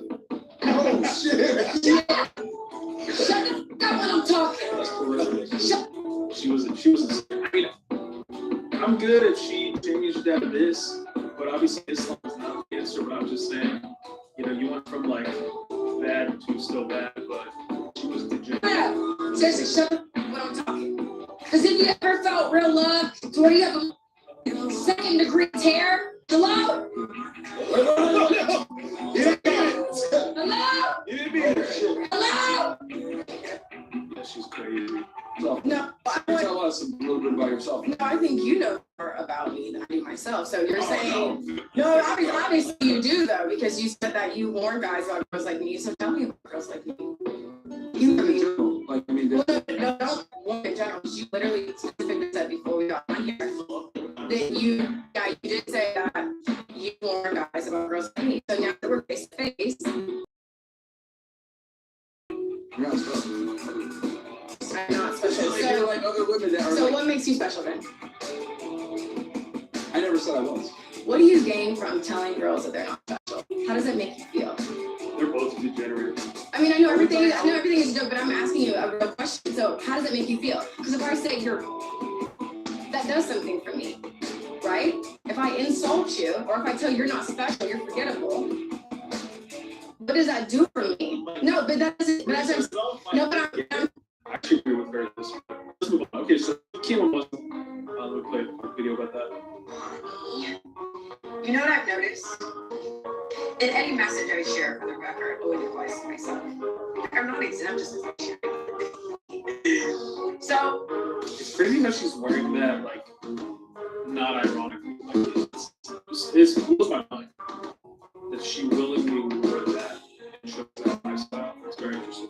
I mean, does being a thotty or like a, what do you call it, a promiscuous, is that better? I don't know. Everybody has their own perception.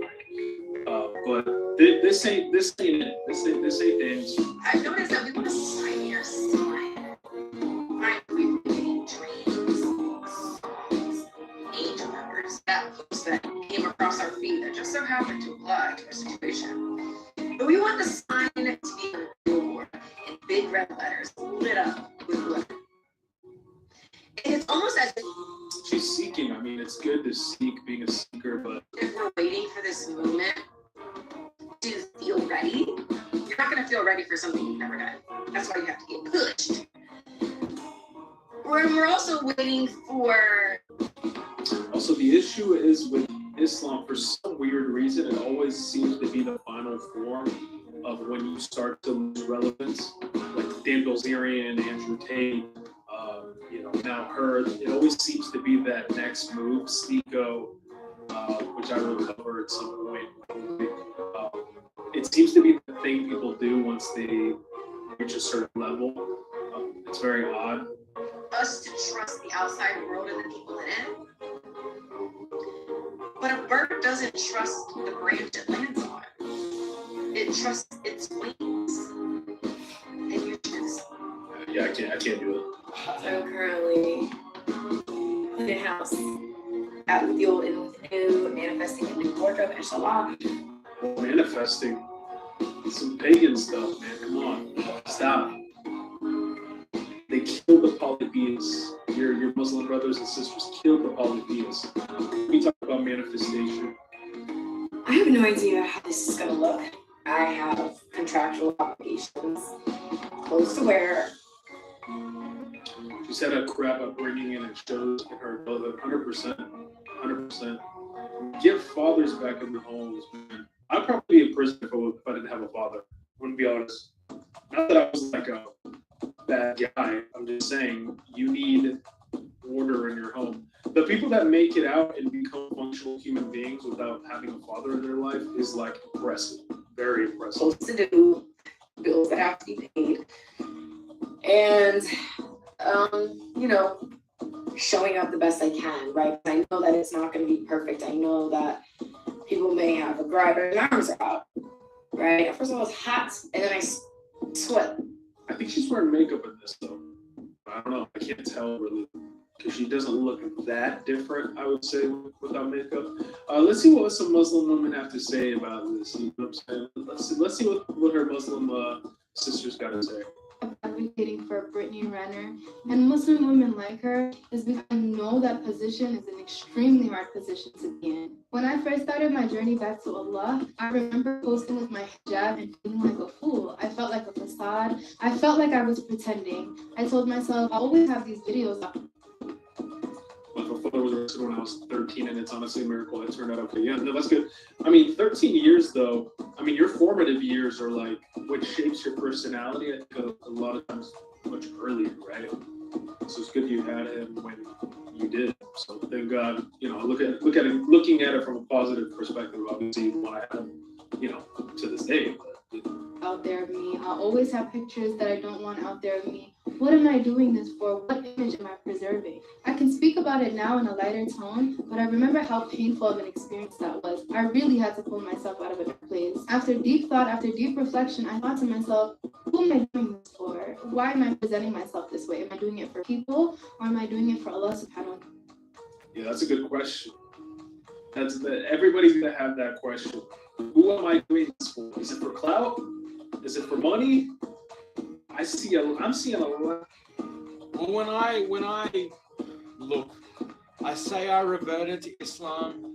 I never made the pledge. They wouldn't fucking let me for whatever reason. But look, for many years I considered myself a non-practicing Muslim. I didn't do it for anyone but my own soul. I think, I thought the pressure would like turn me into a diamond.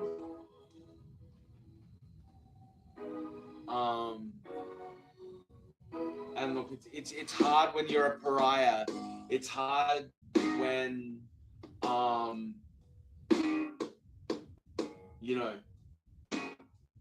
people who are now supporting Palestine were calling me a terrorist, and mocking me and stuff, and it only pushed me further into whatever I was going through, Out of that. And I want to say this to Muslim women. If you're presenting yourself modestly for people, just know that they will never. He was always gone though to be so. Okay, that's not good enough. We don't want that. Ever be satisfied. But if you're doing it for Allah, just know that Allah's support will never waver. I'm going to go ahead and spill the bitter truth to you guys that I've already accepted. If I decided tomorrow to take off my hijab and to become a sinner again, and to go back to my old ways, and then the day after that, come back on this app and tell you guys, hey guys, I was just kidding, like I want to come back, I just had a moment of weakness. A lot of you wouldn't support me the second time around. People would accuse me of clout chasing, people would. It's funny how they even know that this is a way to get more clout. My intentions, but Allah subhanahu wa ta'ala would accept me back every single time. No, he wouldn't. You're an infidel. Read your dang Quran, dude. Oh my gosh. What, like, they think it's some other God. They think it's some other religion that they're a part of. What God are you talking to? That ain't the Muslim God. I'm sorry. It's not. You just read it over and over, and then you read the history. So if you find yourself in a position like that I once was, just remember who you're doing it for and keep going. And if you're a Muslim girl who doesn't struggle, I can't do this like. And dude, what religion do you follow? First of all, no, good job. Put that on if you're a Muslim. First of all, hi. Second of all, can you get off Brittany Renner's back, please? Yeah, she is Muslim. She don't need to explain anything to anyone. Why can't you get it through your thick skull that one, it's not for you to judge, and two, a woman who was. She doesn't buy their Allah. In severe, scantily clad sexualization of women culture can go from that to Islam. Why can't you understand that? That's not where the criticism comes from. I'm gonna let you know right now that ain't the criticism. I already know what they're. You're brainwashed, like the comments. Everyone about it. What has it got to do with you? And I'm sick of seeing it. I've been a revert for about 3 months yet, and the negativity thrown at women from men is so annoying. And women, I've seen women do it too. Like, so many of you think that she's doing it for clout, she's doing it for attention. You haven't been following her for years, though, have you? I have. She has always been a truth seeker. Yeah, she might have had her ass hanging out, but she's. And I mean, my journey towards Islam, it was reactionary, you know. It was a reaction to what I saw as immoral behavior, you know, just like absolute fall of Rome shit. You know, I was living in Darwin, it was fucking gross. And I thought this was my out. This was my entry into like a world of peace and love and better living, you know. But then I, you know, came face to face with what the Ummah actually was, you know, and yeah, no, it wasn't. And you know, I still stand by the fact that the last 29 surah, the last 29 chapters of Quran are probably prophecy, but the rest of it, what the other 130, 120 verse are satanic, you know. They're just absolute, just filth. Not to mention the fucking 10,000, 20 million fucking hadith. Absolute rubbish. Always been a truth seeker. She's always been hot on spirituality, and I felt that heart throughout her journey. And you If you felt her heart, that's a red flag. are all so quick to judge women in the West who make themselves sexy and naked. Why don't you criticize the system that creates that instead? Why don't you think for yourselves, why is it that young girls... Why would a revert not hijab know much about it? That's a good question. That's what I'm trying to figure out. I love the arrogance, right? If you make content, you're gonna get criticism. Not all of it is irrational. Like, believe it or not. I mean, not all of it is irrational. Not all of it is haters. Oh, they're just haters. Some of it is hate. Some of it is really deep hate. Some of it is really disrespectful. But it's not always the case. Sometimes you gotta look at it and be like, hey, maybe I messed up here. Maybe I, like saying like all of her haters are just hating on the fact that she's changed her lifestyle. I doubt that that's the majority of why people are in her comments. I think that I'm on the side of her commenters. I'm on the side of her quote unquote fans, whatever. They think that the only way they can gain value in life is if they show their bodies. You're not born thinking that. It's all based on a heavily systemic system where that is what we need to do. Say it's a heavily systemic system. I agree with that. That's not good. But that Islam is the solution. To be loved. Most of us have our dads leave I want to hear that again. at the same time as That's being amazing. surrounded and bombarded by they become of age. They think that the only way they can gain value and worth is if they show their bodies. We're not born thinking that. It's all based on a heavily systemic system where that is what we need to do in order to be seen in the West. In order to I agree with that. That's not good. But that doesn't mean heavily it's not the systemic. be loved. Most of us had our dads leave at a young age, at the same time as being surrounded and bombarded by television shows, radio shows, and albums in every direction and every sphere, at school, at home, at house parties, which all have the same thing told to us, which is you need to be sexually attracted to keep a man, and even if you are sexually attracted enough, they're probably going to leave you anyway. It was the same rhetoric, the same narrative, not just in our own households, but through all the media as well. Check any popular song through the years in the Western world, any pop song, any song that reached. Okay, what's that to do with Islam? Number 3, number 2, number 1 in the charts throughout the years of the 90s and the noughties. Look at any of the movies we were shown. Even look at the Disney films we were shown as kids. Just look at them. Just look at them and think with a critical eye. But no, you just like still love to blame the women, don't you? No.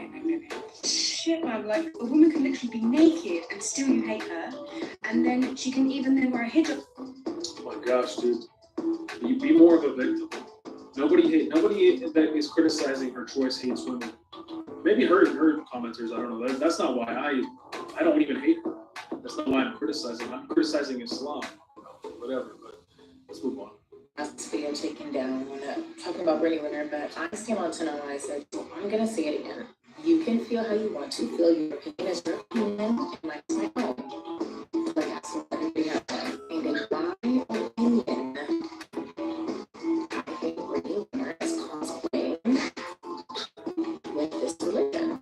And before you say, why do I think that? First and foremost, right? Like any religion, when you start out, you're fresh, you're hungry, you want to do everything in your power to do it right. It's like a new book. You completely start over from page one. You archive all the old stuff. It's in with the new, and absolutely nothing is archived. Like she's still monetizing, you're still getting money, you're still doing all these things from as long. She's like what it is that you had already done. You still have a job up right next to. Do y'all do this on purpose, man? When you get, ladies, when you get your nails done, you gotta put it on camera and be like, no, look at my nails. The picture of your ass. And it's, I can't even be judging, but it's like, how seriously are you really taking this? And how seriously do you want us to take you, right? You're like, this is me. I'm more new in this religion. And it's like, okay, we're gonna archive old things. And you can't even do that. Oh, dang, she didn't archive the old things? That to me is indicative that you're not taking this seriously. When you're ready to take it serious, dial it back. And while everybody has a different path, everybody starts differently. In my opinion, I'm just not seeing it. And say what you want to say, but okay, her Instagram, she took it. She deleted the old stuff. But dang, her views are up though. Yo, okay, her reels, they all broke 1 million. So she was probably, I mean, man, there's a lot of Muslims out there and they will ride for their people. They will watch the videos. Oh, she's still a Fashion Nova ambassador. I might be with my girl right here, man. She might be onto something. I think in maybe 5 years or so, if he even makes it up. If I spend 100 plus on nails, I'll probably show them off. Hey, fair enough. This is funny. Big money on nails, gotta show them off like a new car. You know what I'm saying? I feel like that's how it is. Just, I don't like it. Hey, thanks for the super chat. Really appreciate it. Really appreciate it. The irony of criticizing the West for sexualization of women when she has converted. The irony of criticizing the West for sexualization of women when she has converted to Islam. Yeah, that's true. That's a good point. You can't really speak from that position considering the narratives of women in Islam. It's like oppression or complete degeneracy. Pick your poison, I think, right? Let's go in the middle, maybe. Let's choose neither, but she's chosen Islam, which is oppression and abuse towards women. She's gonna go right back to what she was doing. In my opinion, I'm just not seeing it. And say what you want to say, but I think in maybe 5 years or so, if she makes it that far, she's gonna go back to what she was doing. And while you guys are saying, spirituality is a journey, even if she does stop. You know what's funny? She's gonna get a base of fans out of this, though, that she's not gonna want to let go of. So I don't necessarily think that she would go back now that she knows that there's a base of fans that will watch her content, that will invite her to Dubai. I don't think she was serious to begin with. And that's my opinion, that's how I feel. She's still very much monetizing off her book. She's still monetizing off of all of her old ways. I just genuinely don't think she's genuine about the process.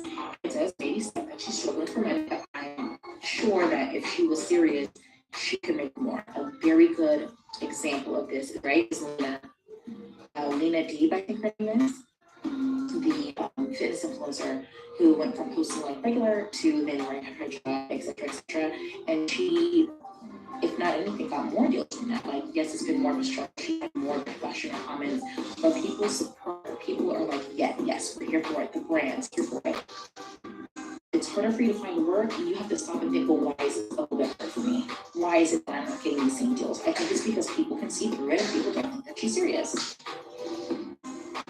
Before you guys think that I'm judging her, I'm not. I'm not about just judging you. Do what you're doing what you're doing. But if you're serious about a religion, and specifically don't play by Islam, then people don't play. Like, I'm not saying Christians don't play either, but like that's definitely one religion where it's like you stop, you pray, you you do what you need to do when you need to do it. Like, that's not something I would ever play with. Yeah, it's a tyrannical religion. Like, the disciplinary practices are not necessarily the issue. It's what you have to be disciplined about. Like, she has voluntarily put herself as a second-class citizen. I remember this one time when I went to mosque, I got told off because I was showing my elbows.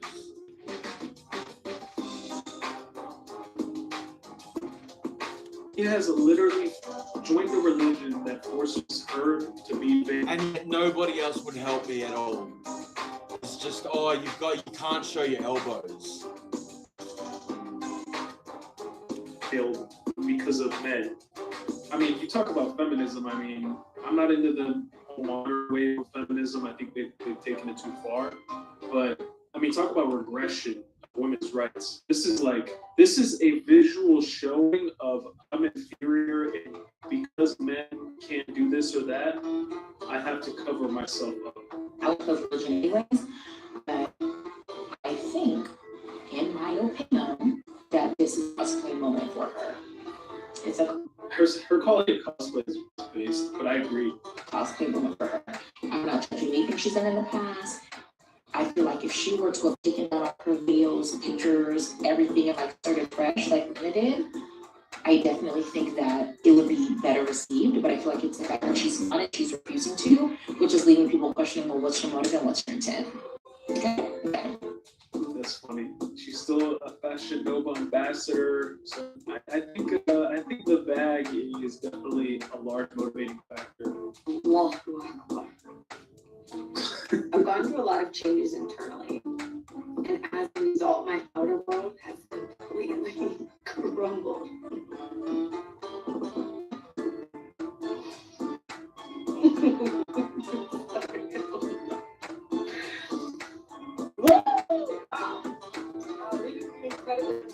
Just about every area in my life. I have no idea where I'm going to live or how I'm going to provide for my son. But Allah has moved mountains for me. Yeah, I mean, I hope that she figures it out. Like the whole laughing while saying this very difficult thing is very creepy to me. I feel like Alice when she ate the cookie and her feet went through the windows and she's crazy in the house like that. I felt grown where I am. Saad is fading, alhamdulillah. And I'm in a place where I don't want anything that doesn't have my name on it. Take it away. It's served no purpose here. And I don't want a penny more than I'm meant to have because I can do a lot. That's so weird. She's trying to be religious, but she's still trying to be sexual and seductive. It's so gross. The facade is fading. And when the facade fades and all the BS is cleared out, it makes room for what has always been freedom. BS. That was weird. Do you feel that? Do you guys feel that? That was weird. People have been here since the beginning of time. And people have to call that. It's a lot of it's a sin. I keep looking at every other link as a sin.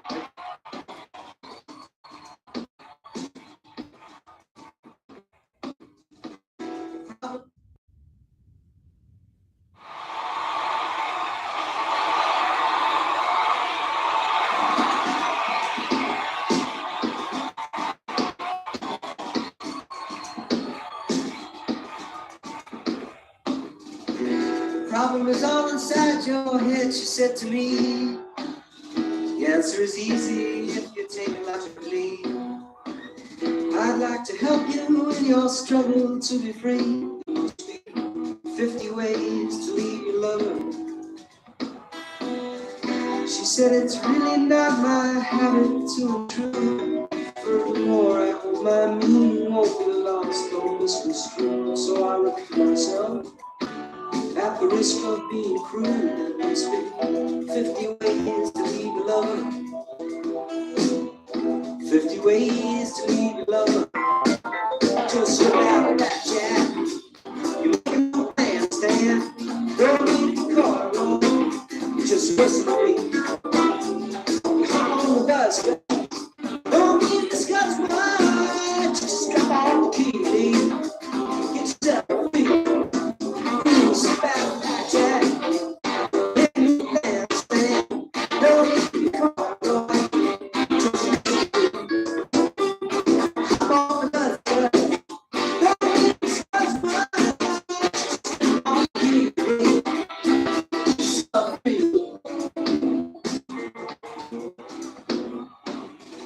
She said it grieves me so to see you in such pain. I wish there was something I could do to make you smile again. I said, I appreciate that. But would you please explain about the 50 ways? She said, why don't we both just sleep on it tonight? And I believe in the morning you'll begin to see the light. And then she kissed me and I realized she probably was right. There must be 50 ways to leave your lover. 50 ways to leave your lover. Just sit back, Jack. Let me dance, stand. Don't need to call Roy. Just listen to me. Come on, buzzers. Don't need to discuss much. Just come on, give me. Get yourself good. Sit back, Jack. Let me dance, stand. Don't need to call Roy. Just listen to me. Come on, buzzers. Don't need to discuss much. Just come on, give me. Get yourself free.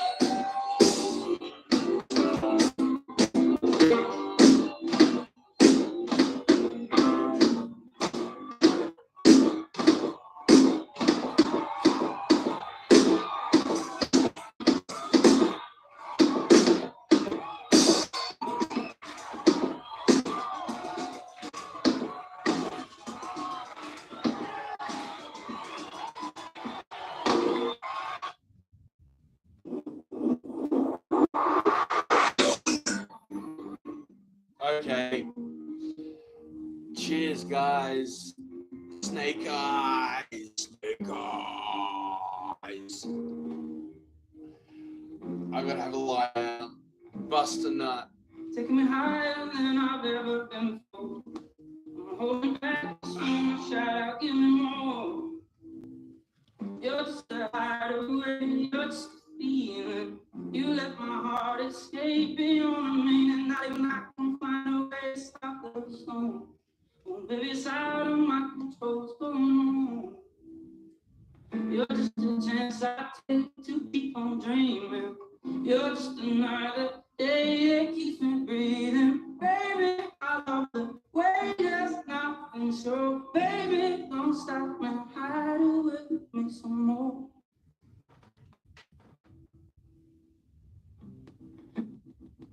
You're just a chance I take to keep on dreaming. My heart escaping on the meaning. Not even I can find a way to stop the storm. Oh, baby, it's out of my control, what's going on? You're just a chance I take to keep on dreaming. You're just another day that keeps me breathing. Baby, I love the way there's nothing so. Baby, don't stop me, hide away with me some more.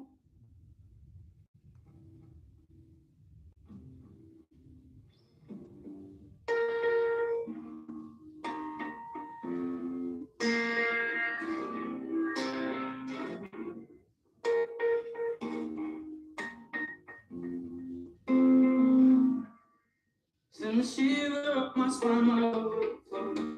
You bring me closer to the edge of letting go.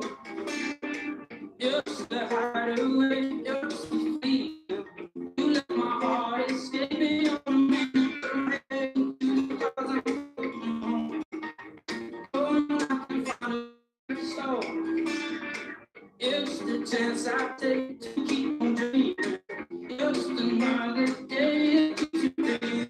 Baby, I love the way that nothing. So baby, don't stop me. Hide away with me some more. Bring me higher than I've ever been before. I'm holding back just one shot, give me more. You're just a hideaway, you're just a feeling. You're just a chance I take to keep me breathing. Now I can find a way to stop the storm. It's out of my control, what's going on? You're just a chance I take to keep on breathing.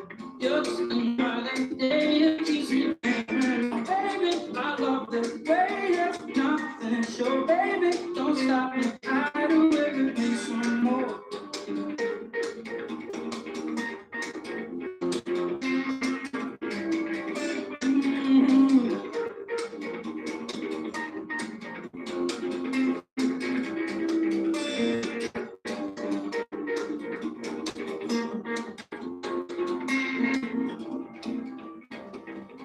Snake eyes. I'll see you soon. I'll fucking see you before you didn't see me. You didn't see me. Roy. Thank you.